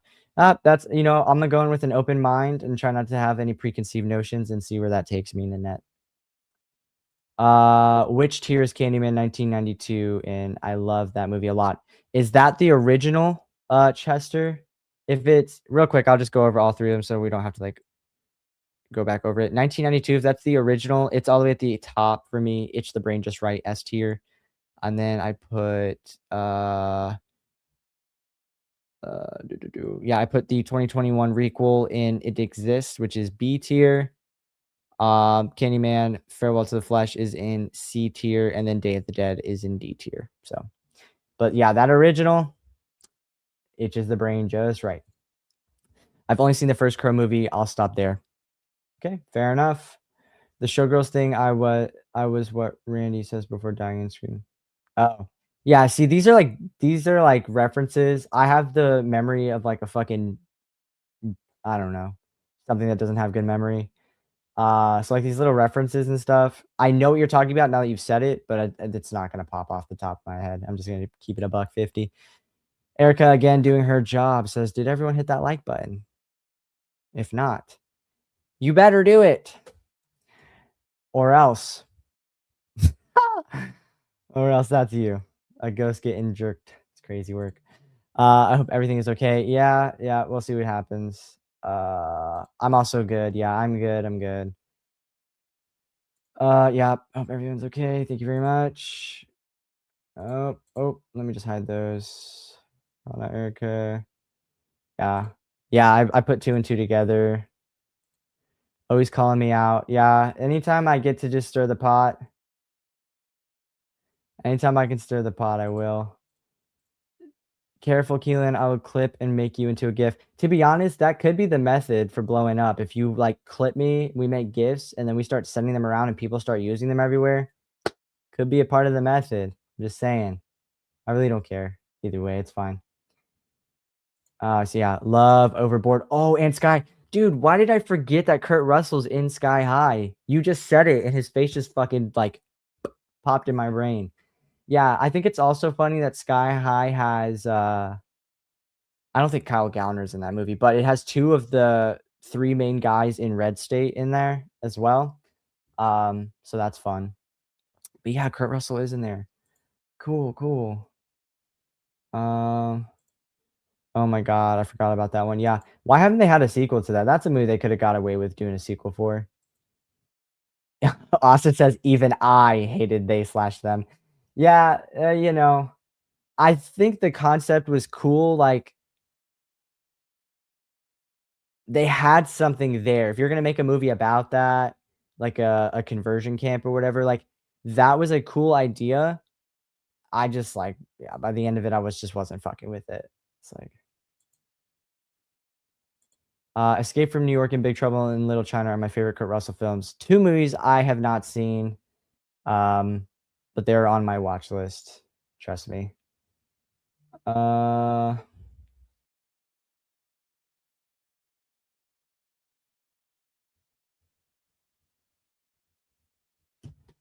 Lord, whatever.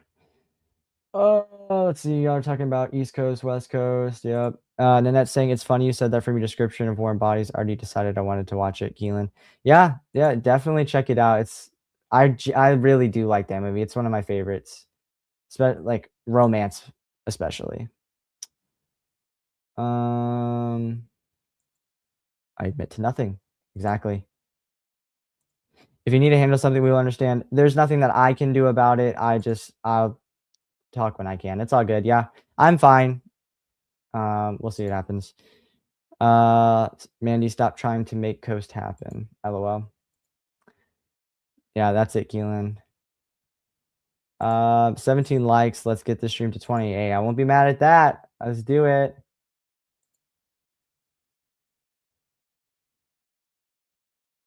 I read this and I instantly thought of Metro Station, but that's probably not what you're referencing.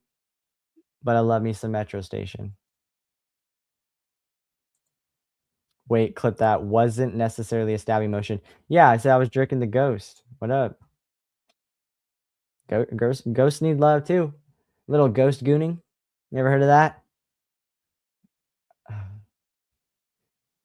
Somebody take my microphone away.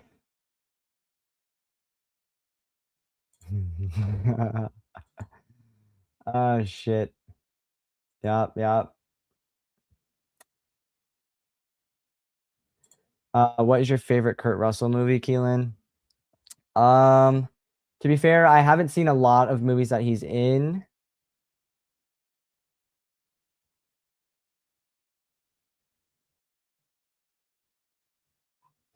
Oh, shake it, shake it, shake it like a Polaroid picture. Yeah, okay. Sorry. I'm sorry. I'm so ADD right now. Back to this question. I haven't seen like some of his like bigger ones like Little Trouble, Little China or Big Trouble, Little China, Escape from New York, but Kurt Russell. I mean, hmm. I guess I'll go with The Thing off the top of my head, but yeah, I'll just go with that. Best Jennifer Coolidge role ever. I want a hot dog real bad. I think that's her, right? I don't know. If not, at least I got the vocal stem. That makes me want a hot dog real bad. I love Metro Station and Outcast, so which one was it? It was definitely Outcast now that I'm realizing it, but shout out to Metro Station. Oh my god, Keelan, LOL, I think you're getting delirious. You know, I'm really not, but you know what's funny? When I go to do that fucking uh when I go to do that Friday the 13th mega marathon stream I'm doing where I watch all of them, that's when it's gonna get real delirious. When I'm up at fucking 2, 3 in the morning watching Jason X, uh, probably by myself because I can't get anybody to watch those movies with me because it's so like late at night or early in the morning. That's when Crackhead Keelan is gonna come out. I'm gonna be tweaking. Yeah.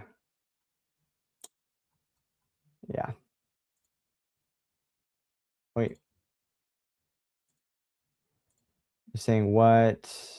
Let's see. Okay, fine. Forgiven and retracted. Keelan and Sham.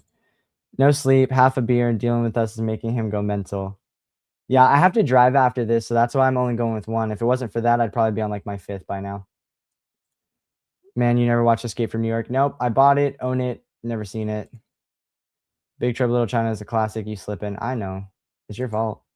Check Discord, lol. Do I have to?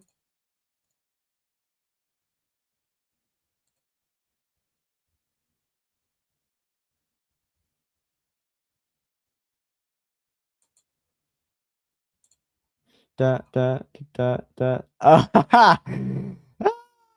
I love it. I love it. Burn the essence and jerk the ghost. Ghost gooning and burning the essence. We love it. Also, Mandy, I saw your message too. Tell your son that I said hello. Let's see. I don't think I've seen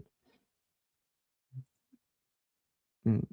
So mysterious, got me feeling delirious. It's something serious. Yeah, I'm gonna stop. I'm actually gonna stop pulling these up because when I can't get them, y'all are gonna be hating on me. So, LMAO, it's so bad. Why the fuck did I read it like that? That's obviously that's got to be a typo, right? I don't know. I don't remember what it's on. I watched the first 30 minutes and stopped. Yeah.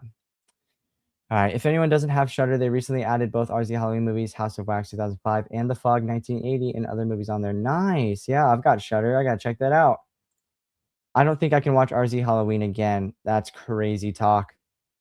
Leanna, you might have to during October. Just saying. If you want to support Brett and I, that is. I wrote the last one about Mandy. Yeah, okay. Got you. It's not a typo. LOL. It's our Jersey talk. Oh, okay. Yeah.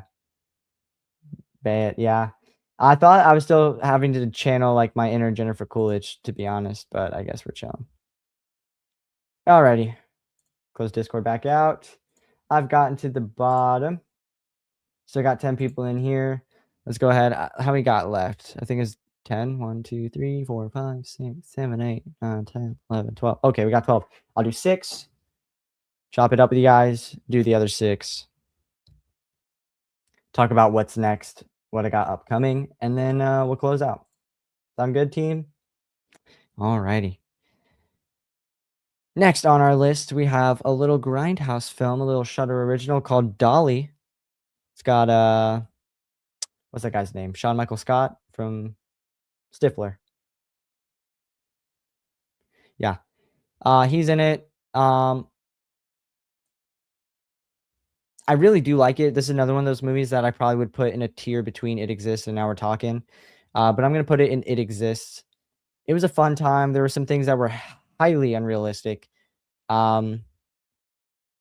But it was cool. I liked the grimy, gritty feel to it. Very similar to Texas Chainsaw Massacre. I like the design of Dolly. She's pretty creepy. And the practical effects in here are also really well done. So I mean, a very short movie too. It's not very long. It's like an hour 35 minutes or something. It's a very tight knit movie. Yeah, I had a good time with it. Sorry, got distracted again. I'm bad at that. Yeah, it was a good time. I wasn't upset with it after I left, and definitely, I think people probably enjoy it more watching it off streaming services rather than going to the theater and not wasting money. But I got that AMC A-list membership, so I didn't have to worry about it. Next on my list, we've got 28 Years Later. 28 Years Later. What in the Dad? That's for you. 28 Years Later. You better stay away. Yeah. We're gonna expel that one. I took care of it, Dad. You're good. Spoilers gone. Yeah, not 28 Years Later. That's my dad's biggest fear. 28 Years Later, Bone Temple. that one's going straight up into Itch the Brain Just Right.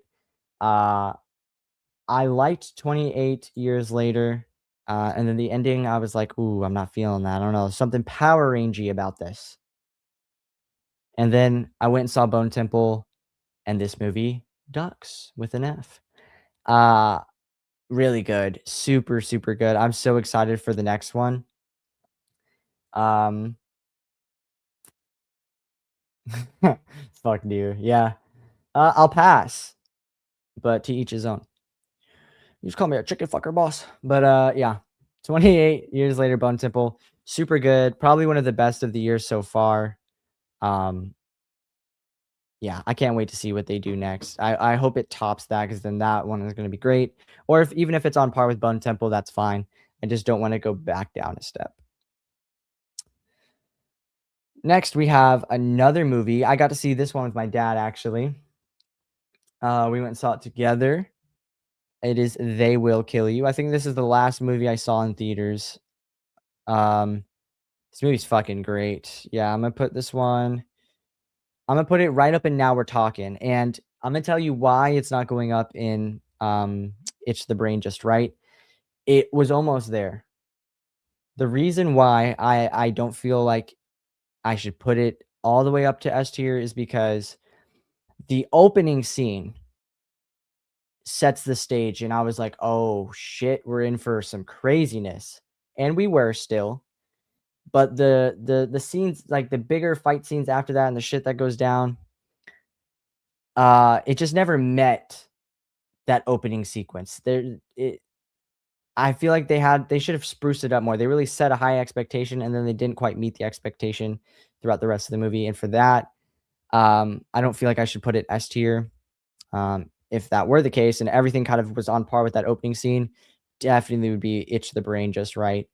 Um, that this movie was on my most anticipated list when I did that video for most anticipated of 2026. They didn't have a trailer out at the time. It was like not even a poster, I don't think. Really, it was just the synopsis, and that was enough for me. And I was right. Yeah, I wasn't quite sure what it was gonna be, but what we got was a lot of fun. So now we're talking. It goes. Next, we have Ready or Not. Next, we have Ready or Not 2. Another movie I got to go see with my dad. Actually, we saw this like 2 days before we went and saw, or maybe it was like a week before we went and saw They Will Kill You. Um, I'm gonna put it in It Exists. I think They Will Kill You is better, and you know I liked Ready or Not 2. This might be a movie where I would put it between Now We're Talking and It Exists. I had a lot of fun with it. I actually think it's a little bit better than the original, but after seeing what they did with They Will Kill You and seeing how similar the story was, and it's kind of like an action horror film, I'd watch They Will Kill You over Ready or Not 2 any day of the week, but it's serviceable. It's got a lot of fun bits to it, so it was a good time. Like, it's not a bad movie. Samara Weaving, she be Samara Weaving for sure. Let's see. 1, 2, 3, 4, 5, 6, 7, 8. All right, 2 more. Next, we've got Return to Silent Hill. Um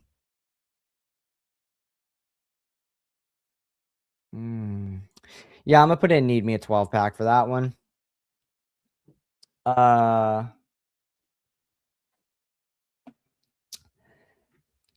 You know, a lot of people were really hard on this movie when it came out.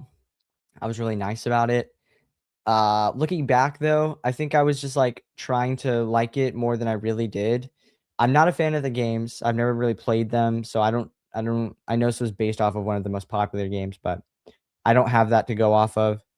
I did feel like there was some things missing. I didn't really quite connect the storylines together. I didn't understand. Some of the effects were real low budget, did not look great. I didn't really like the way Pyramid Head was looking. I just yeah, I would if we could get like Silent Hill quality on this movie with like a little bit more of a story and some better explanation, I think it could have been really good. But unfortunately, it just did not meet most of the marks. I liked some aspects about it, but uh, I don't foresee myself really rewatching this movie anytime soon.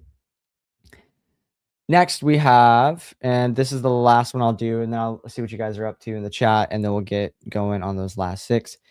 But next, we've got Sam Raimi's Send Help. Send Help is going all the way up into Itch the Brain.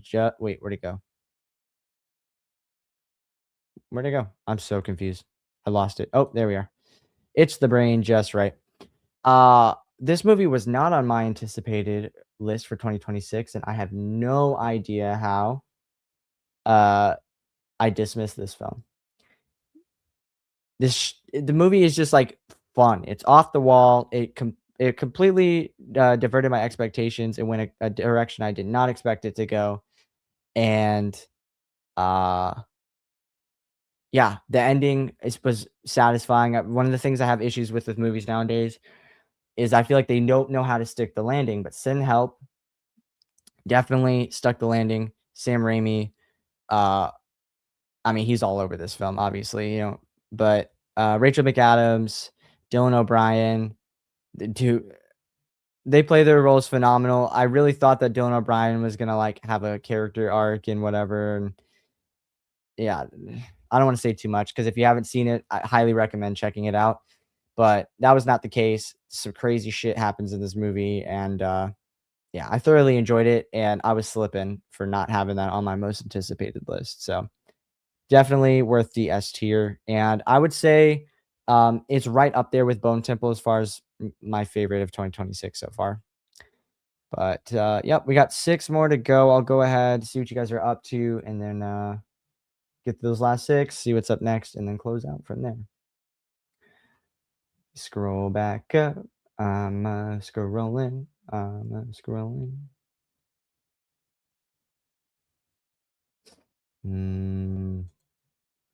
Up all night party. If I didn't cracks open in Alani.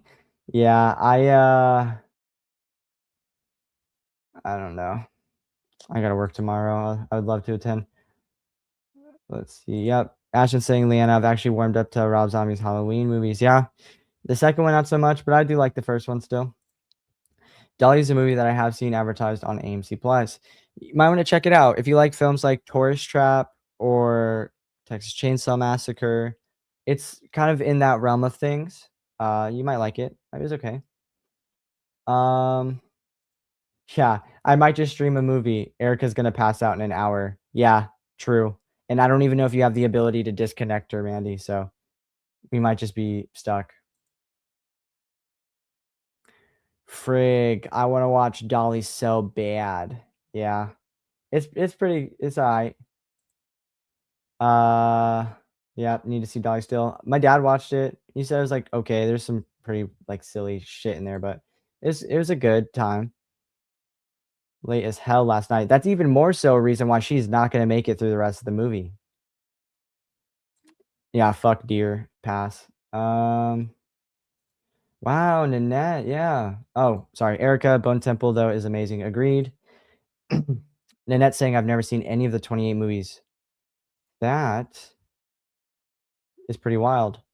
They're all pretty good, actually. I would highly recommend it as a franchise as a whole. Check them out. They all give you something a little bit different.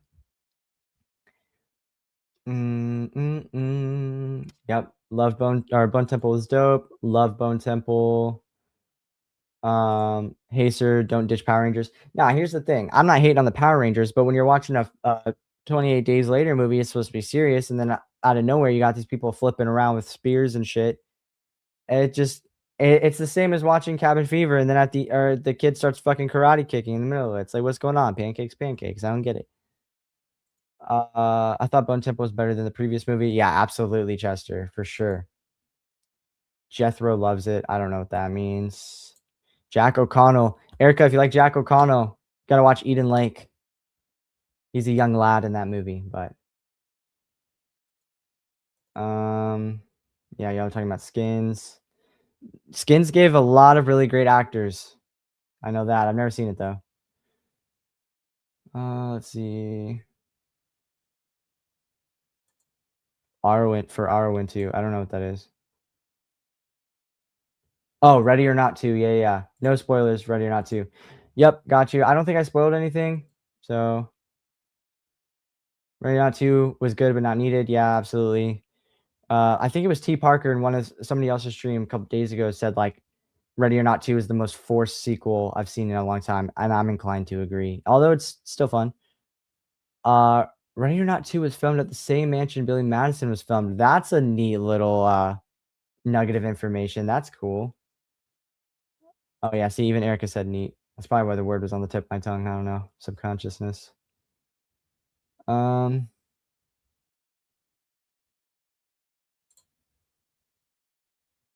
LOL, he needs a drink just to talk about SH3. I don't know what these like abbreviations are. I think I might be touched in the brain. Silent Hill 3? Yeah. Oh yeah. Yeah, Silent Hill 3, if that's what you're referring to. Yep. Mm-hmm. Yeah. Sounds about right. I didn't bother with Return to Silent Hill. I don't hate myself that much. Yeah, I wanted to give it the benefit of the doubt. I like what a lot of Cineverse is doing with like Toxic Avenger and Silent Night, Deadly Night 2025, Terrifier 3. So I gave it a shot. Yeah, not horrible, but definitely not my cup of tea. We got halfway through Silent Hill 3 and it wasn't worth finishing. Yeah, unfortunately. Kind of had an endearing story going on, but it just couldn't hold. I keep meaning to see that. I love Rachel McAdams. Yeah, Send Help is definitely one you need to check out. Send Help is my favorite movie of the year so far. Yep. I would marry Rachel McAdams. Yeah. I plead the fifth. I haven't seen Send Help either. Oh, Erica, you gotta watch it. It's so good. Oh, even Chester, never seen Send Help. It was really good. Like in the theater, I think I remember having a moment of realization where I was like, this is a good fucking movie, man. Especially because I was watching a lot of bad ones around that time. Like I was coming off the coattails of Return to Silent Hill, another movie I'm gonna watch or mention called Night Shift, and then I watched Send Help. Oh, I watched Iron Lung, and then I watched Send Help. It was a double feature day. I watched Iron Lung first, which was okay, and then I watched Send Help, and I was like, or maybe the other way around. I don't know. Either way, it was good. I'm not really saying anything because I haven't seen any new releases or released movies. Totally fine in that. I understand. I want to see Send Help for sure. Yeah, it's good. It's good. Sam Raimi never missed. Arguably debatable if we're talking Doctor Strange Multiverse of Madness, but yeah. I still kind of like that movie though, but yeah, I would say that's Loki. It might Loki be a miss. Rachel McAdams, W every time for show. Leanna, gotta let me know what you think when you do. Oh, yep. He's talking about Send Help. Is Send Help a new movie? It's on my list. Yeah, it just came out in theaters in February, I think. Excuse me.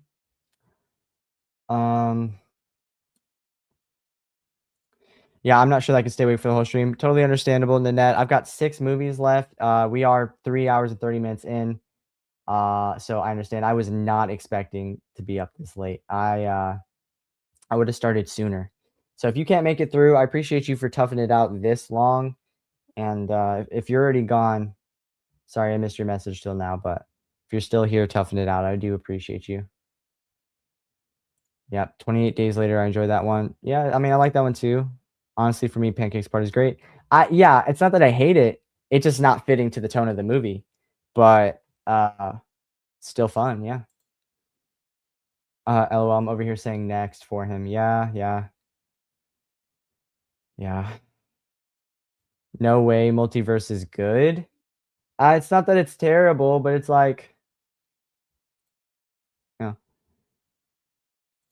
could have been better. That's all I'm saying. I haven't been feeling good today, and that is why I'm having trouble staying up because of it. Nanette, I'm really sorry to hear that. If you can't finish it, you can always go back on the replay and at least check it out. Just check what time we're at now. Start from there, and if you want to see the rest, you can just watch on the playback. And no worries at all. I hope you feel better. And if you're on Eastern Standard Time, it's almost 1 a.m. So I completely understand. Get your Z's. No hard feelings. Yep, 6 movies left. You guys are legends for being here this long. I'm serious. It's crazy. I don't blame Multiverse of Madness on MCU on him. MCU butchered it. Yeah, fair enough. Fair enough. I'm still here with my Fortnite. Yeah, dude, I haven't played Fortnite in a minute. I usually play Fortnite around Halloween because they add in really cool skins, and I'm a sucker for skins. So I usually buy them, and then I have nothing. Or like when Call of Duty had Terrifier and Michael or Art the Clown and Michael Myers, bought that shit, played it, and then like once I got burnt out, I was like, oh, whatever. Yep. Rockstar Leona. Everyone knows Leona's the GOAT. And then Nanette is saying, I'm still awake. Fantastic. Again, I already said what I said, but Nanette, if you can't make it through, it's all good. I'm about to start the last 6 movies now because I'm all caught up on the chat.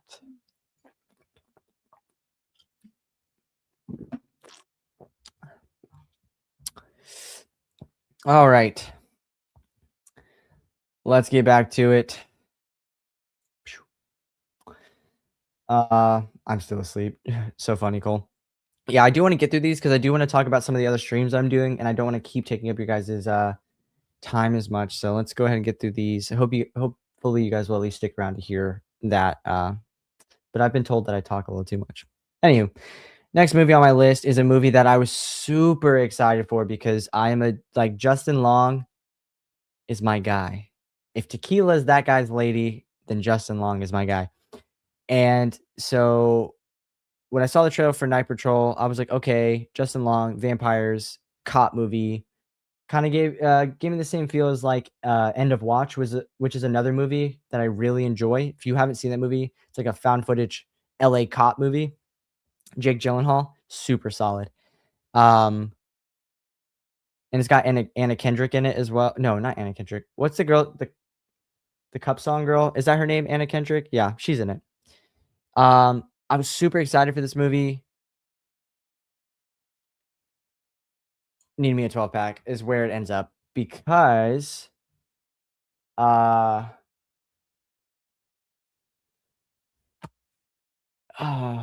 okay. This movie is for certain people. I don't know how else to explain it. It's like there's gonna be people who really resonate with the culture in this movie. I'm not one of those people. Justin Long really wasn't the main focus, which I thought he was gonna be based off the trailer. He's really not.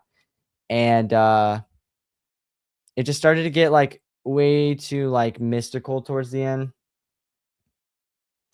I just wasn't like feeling it at that point. I don't know. There's like a lot of weird stuff going on. But really what pissed me off about my experience when I went and saw this movie is like there's a group of like 3 people in the row in front of me and they would not be quiet. They were like talking shit back to the movie and like sitting up in their seat and being so loud. It just was really ruining the experience even further, but it was okay. Like Night Patrol, I don't know. I could watch it again if I did have a 12-pack. Seriously, I could because there is some like funny moments in there. I do enjoy Justin Long. He seems like he's having fun in whatever he does. But yeah. All in all, it was quite disappointing. Next up, I've got Iron Lung, and Iron Lung, I'm going to go ahead and put it in It Exists. I think the movie was entirely too long. If you guys don't know what this is, it is the YouTuber Markiplier. This was like his passion project. He's the main actor in it. He paid for all of it himself, I think. And this movie broke the record. Fun fact here. This movie broke the record for the most gallons of fake blood used in a film. It was The Shining, and then Evil Dead 2013 took that. And then Iron Lung broke the record. I think it had like 10,000 gallons of fake blood used. And for not being a traditionally trained actor, Markiplier actually did a really good job. It's an isolated film. You really only see him and maybe 2 other characters, and he's trapped in the spaceship the whole time. You don't see what the fuck's going on outside of the ship. And then the ending, I just was really confused. I still don't know what happened. I'm sure if I looked up like the lore of the game, I could understand because it's based off a video game. But I didn't do that. So I really don't know I didn't really understand, but for only following one guy in a little ship the entire time, it was just entirely too long. I think the movie was like almost 2 hours. It should have been cut back. I think I saw someone say that the movie is longer than the playthrough of the game, which is crazy. But yeah, so it exists. I wasn't upset with it, but yeah, just a little bit too long for me. Next up on the list, we have the first new release that I watched in January 2026 is We Bury the Dead. And I'm gonna put We Bury the Dead in Now We're Talking. I'm not sure where this movie sits with a lot of people, but I really liked it. It's a zombie film. It came out the same month as Bone Temple, but I think it did just enough to set itself apart from other zombie movies. It's kind of like the start of what a zombie outbreak might look like, and it adds its own little like attributes to the zombies in their universe where like they slowly develop into rage zombies, but they don't start out that way. They're kind of just like frozen in time. Um, but on top of that, you also follow the story with Daisy Ridley, where she's trying to get to her husband. And as she progresses traveling through I think Australia or Tasmania, I don't know where that is. I think that's an ocean. I have no idea. Um, it's not really about the zombies. The zombies is secondary to like the story. It's a lot more narrative based and focused on what she has going on in her life and her journey to find her husband. And then the information that we get in the mix of that and how like the story unfolds and their dynamic unfolds more and more as you get to the end of it. And then you come to this full realization where it's like, oh, okay, so that's what's been going on. Interesting. I liked it. It was a bit slow at times, but, like, I think Daisy really did a good job. She carried the movie. Um, I think it was fun. It was a different movie. Like, you get something different from that than you do from Bone Temple. And I think that that's a good thing given the fact that they released it the same month. It gave it a chance to breathe in its own space and separate itself just enough. So, I liked it. Yeah, so next up we have Whistle. This is a movie that I'm not gonna lie, I definitely talked shit about. I was like, "This is about to be so generic, like, cursed artifact or, like, possession horror movie." I'm not feeling it, but, you know, I make content, I do videos and reviews and stuff, so, um, I was like, "Alright, whatever, I'm gonna go watch it." I went to, like, one of the early screenings, I think I watched it on a Monday, it didn't come out till Friday. And I had to put I had to eat my words for real. Whistle, I'm gonna put all the way up in Now We're Talking. And if there was like yeah, never mind. I'll put it in Now We're Talking. Whistle is like, hmm, how do I describe this? If you take Final Destination and you mix it with, hmm, mhm. I don't know. It's like Final Destination, and I know this is not gonna sound good to a lot of people, but just hear me out before you jump the gun. If you take Final Destination and you mix it with Hellraiser, only the fact that there's like an artifact that if you fuck with it, it makes some bad shit happen. That's it. The rest of it, it's fine. Um, it was pretty good, and like the way that the rules in their universe work. I see Mandy laughing. Yeah, just bear with me, please. The way that the rules in their universe work and, like, how some of these characters get killed is rough to watch, and some of the effects are really good. I really like the cast. Uh, damn, what is her name? X-23. I can't remember her name right now, her real name, but, uh, the girl, Daphne Keane. Daphne Keane. She is the one like, the lead actress in the movie. I also didn't realize that, until the movie started in the theater, and I was like, "Oh, wait, yeah, okay." Yeah, she carries. The movie's pretty good. There were a couple of issues towards the end that I was like, "Oh, it kinda feels like cheating," but whatever. For the most part, I really like the concept that they went with here. I was genuinely shocked leaving the theater, that I liked it as much. I liked it so much that I put The Whistle on my little overlay for my stream. So yeah. Yeah, I see a lot of you are saying haven't seen it.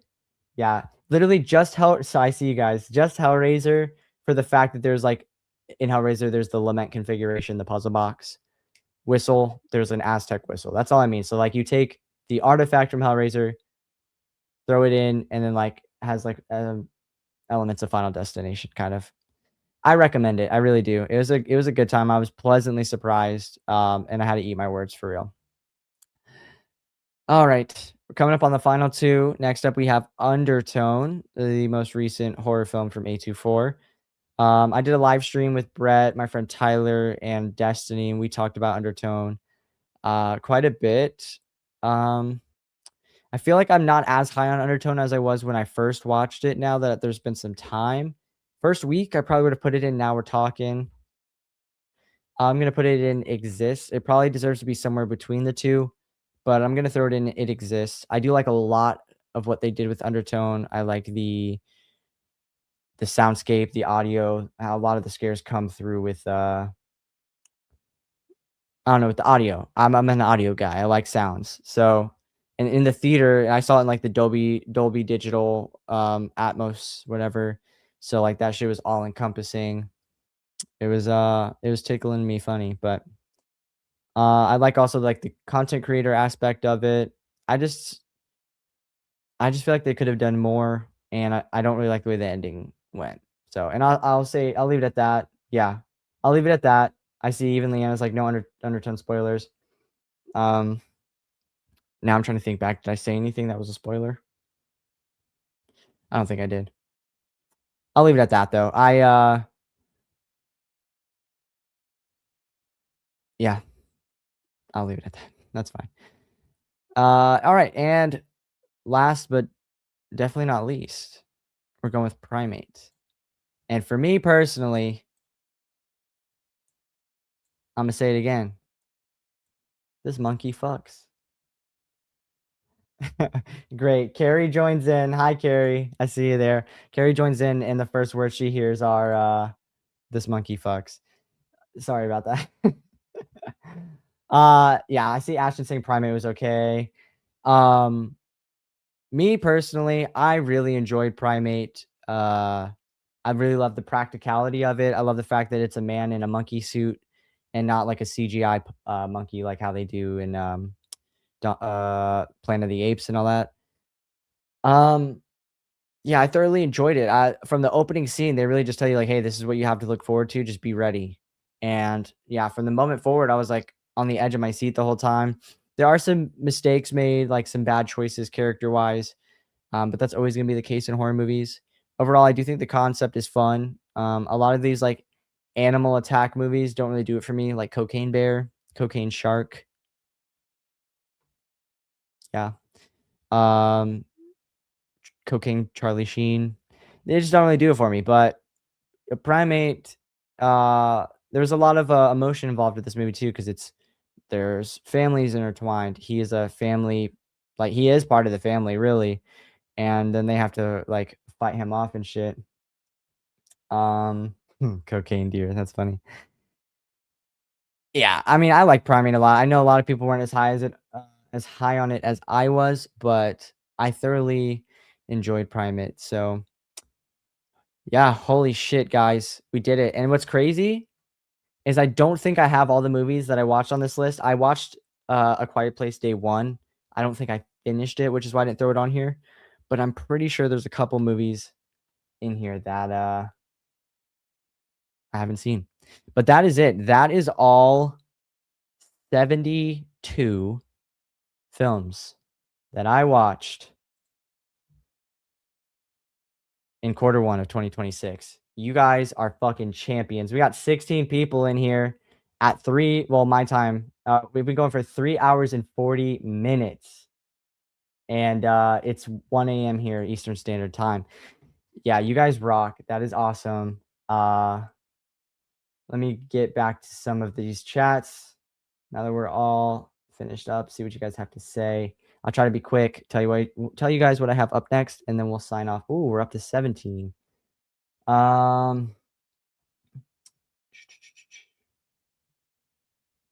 Yep, you guys were talking about being sleepy.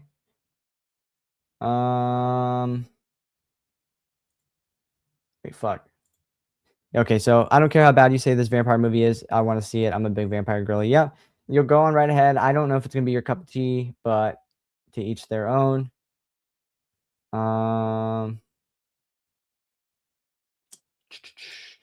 Crystal, Justin Long mentioned. Yep, Justin Long. We got another Justin Long fan. My all-time favorite horror movie is Jeepers Creepers for many reasons. I'm not going to go into the story, but yeah, cut me a slice.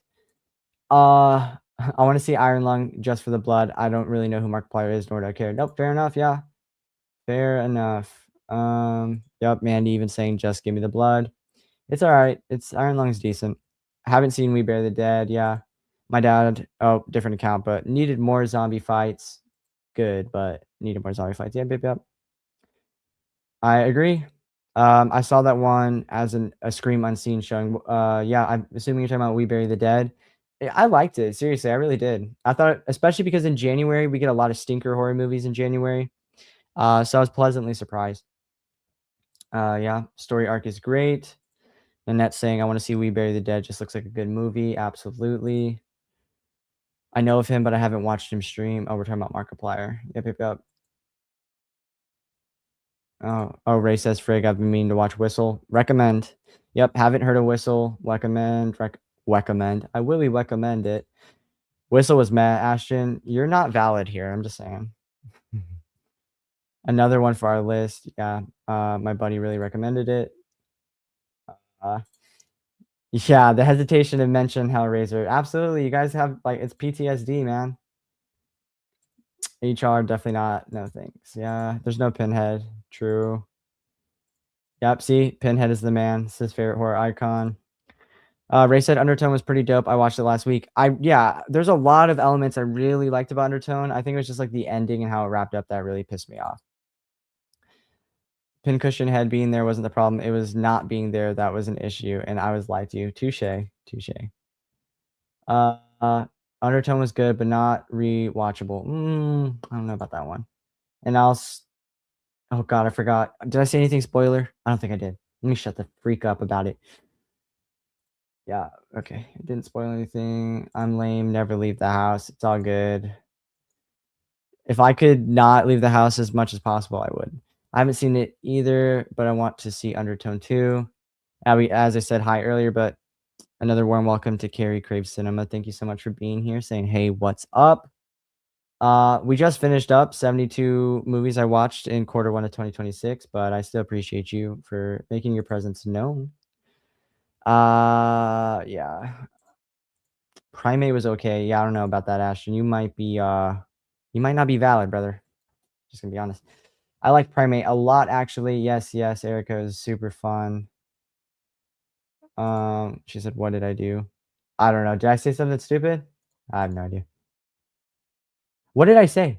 Oh, yeah, because the first thing I said was this monkey fucks. Yeah. Yeah, crazy way to walk in. Nah, you didn't do anything, Carrie. You're good. And hopefully you didn't unsubscribe.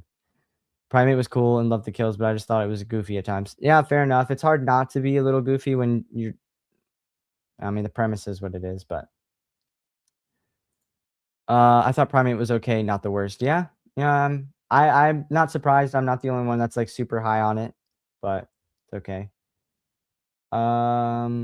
Let's see. Yeah, what about Cocaine Deer? Yeah, keep those away from you, my friend.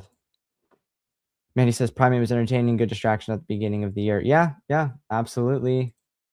I love Cocaine Bear, LMAO. That one's so fun. I haven't watched Cocaine Bear, actually. I'm not gonna lie. Oh, yes. The Mystical Meth Gator. Completely forgot about that one. Oh, we got a new name in here. Brett Patrick, 9144. The Kills in Primate were wild. Good film. Yeah, I absolutely agree with you, Brett. And welcome to the channel, my little slice of the horror community. I hope you choose to stick around. We get a little weird. But it's a lot of good fun. And we all mean well. So, Erica, don't kill me. I haven't seen Cocaine Bear. Yeah, I haven't either. Might have to do like a Cocaine Bear, Cocaine Shark, Meth Gator triple trilogy watch party someday. I don't know. Yeah, I missed what was said. I think you've probably got it by now, so I'm not going to say it again. Crack Bear is more accessible. Great job, Keelan. Thank you so much, Mandy. Yeah, I'm feeling good. I'm still feeling pretty energetic, but trying to get to the end of these chats, move on to what's next, and then we'll see what goes on. Leanna again saying yes, Keelan, nice job. Thank you so much. I really do appreciate it. Nanette's still here. Champion. Thank you so much for toughing it out, Nanette. Racing W Keelan. Thank you very much. Way to go, Keelan. Woo woo. Appreciate it. Ashton saying good job. Yeah, everyone's praising me. Appreciate you guys so much. It's yeah, love it, love it. Good sequel to Jeepers Creepers 2. Oh yeah. I mean, I love Jeepers Creepers. Jeepers Creepers 2 I love. Reborn made me like 3 more, but both of those movies are really dog shit. My most viewed video on my channel is my review of Jeepers Creepers Reborn. I was like 22. Yeah, you guys want to go see me have like a heartbreaking moment? Go watch my review on my channel for Jeepers Creepers Reborn. It's got like almost 5,000 views on it. It's my most viewed video. Yeah, Jeepers Creepers, such a comfort movie. Yeah, absolutely. I'm when spring. What are we in? Winter. We're in spring now. Really, I might end up doing a Jeepers Creepers double feature on my channel. It is also a comfort film. I'm not going to go into the story as to why because I feel like I talk about it a lot. But maybe if I do a double feature, we can talk about it a little bit more. Let's see. OMG, Jeepers Creepers. I agree, Crystal. Yeah. What does this say? Recommend. Yeah, I will recommend it. Erica whistles meta me. It could have been good, but it missed the mark for me. Oh, okay, fair enough. Yeah, I think the ending, I feel like it cheated its own rules a little bit, started to like just move things around to make it fit. But I liked Whistle. I'll get Brett to fire you, sir. Brett could never replace me. I'm the best co-host there is. I'm an asset to the team. Chester says Jeepers Creepers. I like him in. Yeah, he's talking about Justin Long. Love him. Let's see. I'm just monkeying around. All good. LOL Prime is pretty good. It's no masterpiece, but it's fun. Yeah, I'm inclined to agree. That's strike 2, Keelan. Whatever. I feel like I should have already struck out at this point, but.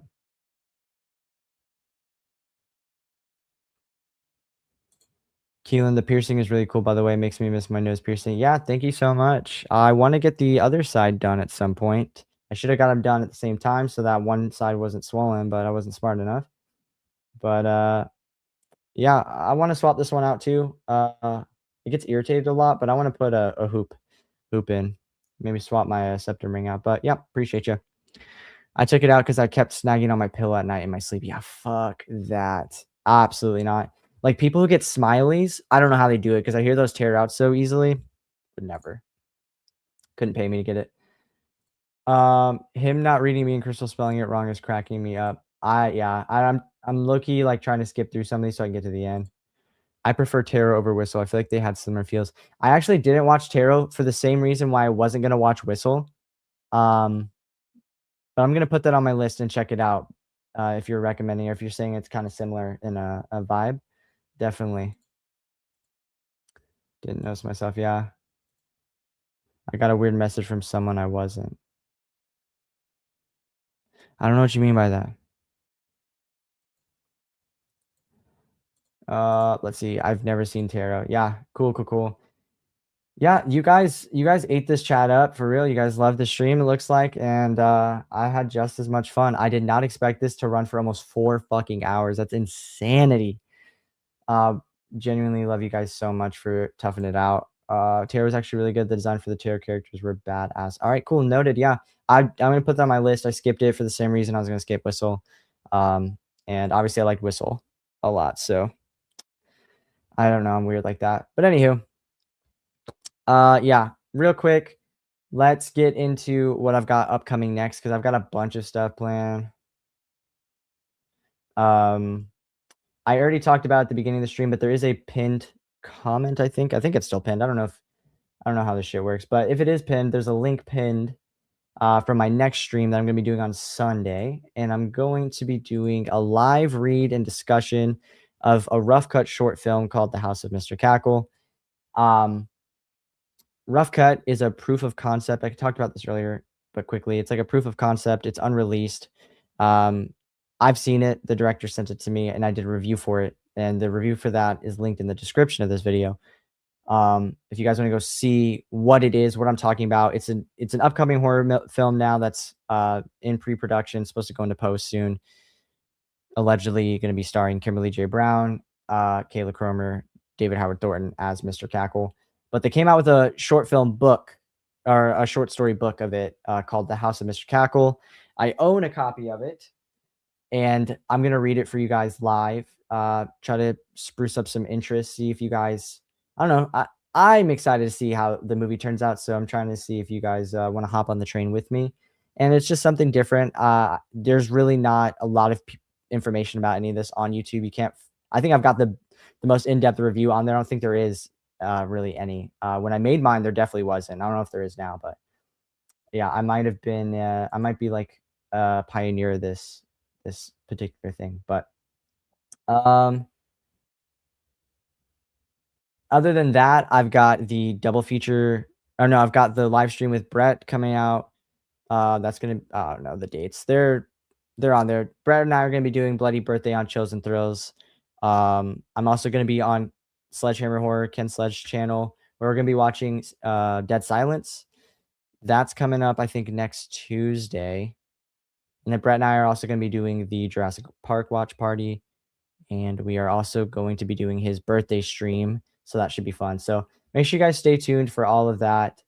I've got a bunch of other stuff planned. I'm in the works. Yeah, signed, sealed, delivered, Carrie. Consider it done. I'd love it. I'm not gonna hit you up tonight because it's super late, but I'll hit you up about getting that situated because I would love to. I'm gonna let you guys go now. Massive thank you to everybody for toughing it out for the amount of time this took. It was a ton of fun. It's my first time ever doing something like this. So yeah, another thing conquered, another thing off my checklist. Yeah, and I couldn't have done it without you guys. Erica, thank you so much for modding. I really do appreciate it. It makes me feel a lot more comfortable being up here on this camera talking to you guys when I have familiar faces. And you know, the group is growing. We're getting more and more people popping in more regularly.